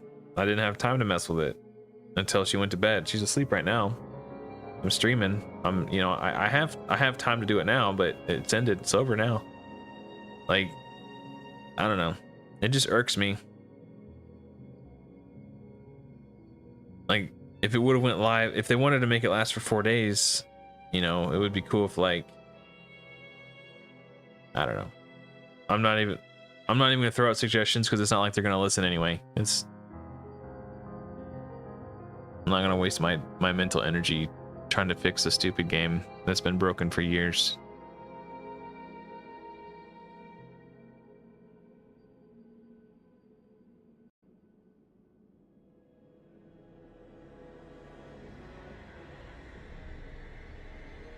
Yeah.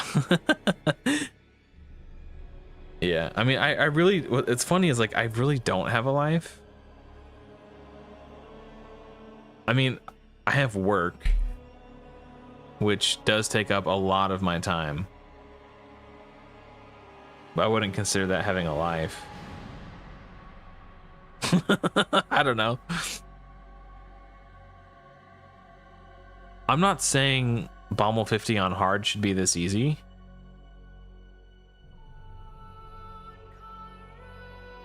But I still feel like this would be a challenge. Like, how hard were those bombs hitting me?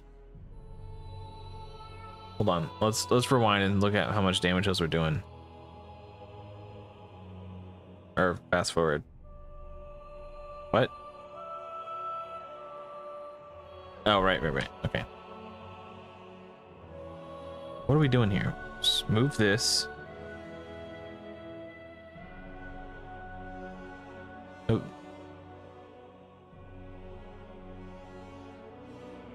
I just want to see how much this bomb's hit for.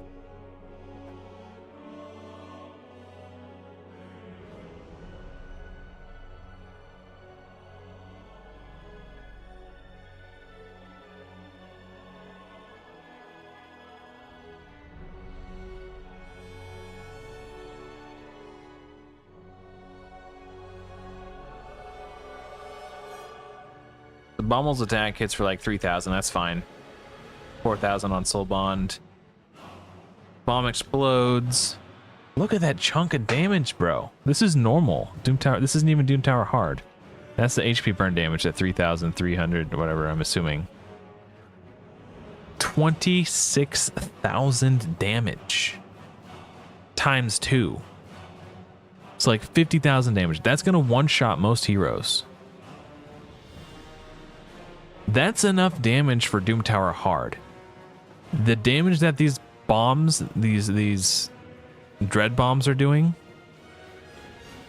that's how much damage they should be doing on hard, and just crank up the native damage that Bomel himself does to make, you know, like 20, to just lose 50,000 HP of damage that can't be reduced by defense. This damage ignores 100% defense, so you take 26,669 damage times 2 no matter what.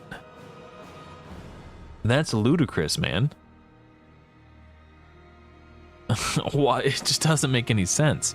I don't even know if I'll be able to beat 90. If you guys remember the video when I beat him last time, it was a fluke. I got super lucky. I don't know. It kind of just makes me not want to play this game.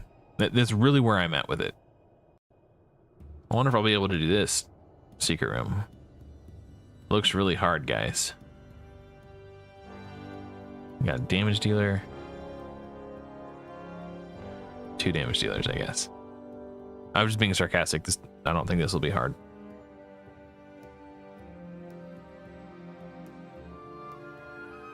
You're the only one that doesn't have a life? Yeah. I don't know, man. Yeah, Friday to Monday, that would have been perfect. That way, it's, you know, when people, like, I took my daughter to a birthday party today. I got stuff going on. You know, I couldn't just sit around and play Raid until literally right now when I'm live streaming. And I feel like a lot of people who are adults, I feel like a lot of people who play Raid are people who used to play other RPGs. And then like MMOs, like World of Warcraft, stuff like that. And now they play Raid because they don't have time to invest in the games like WoW or Guild Wars 2 or whatever the hell they played when they were younger and didn't have families. I even saw someone mention it in like the Fateless Discord. Like someone was like, yeah, Raid is like my phone WoW. And like, yeah, that's a really good way to describe it. It's like WoW that you play on your phone. It's not the same game, but it's like it scratches a lot of the same itches. And I feel like it draws in a lot of those players. I don't know, Hell Hades is in that group too.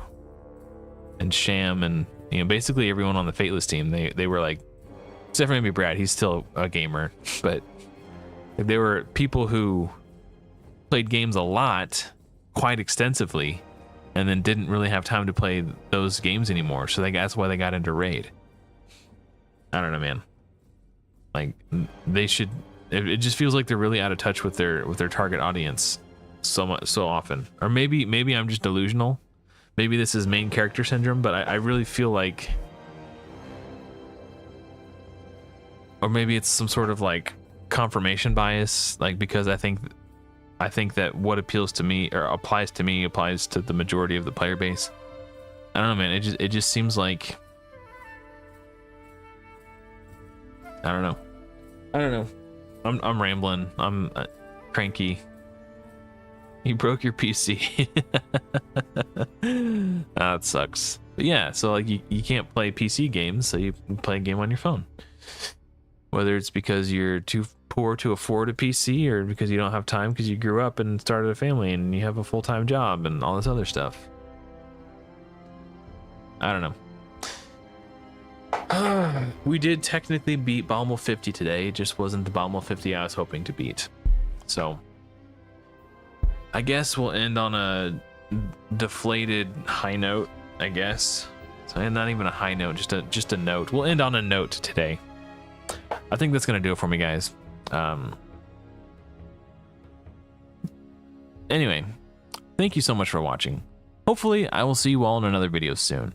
But until next time, everyone, screw bomel.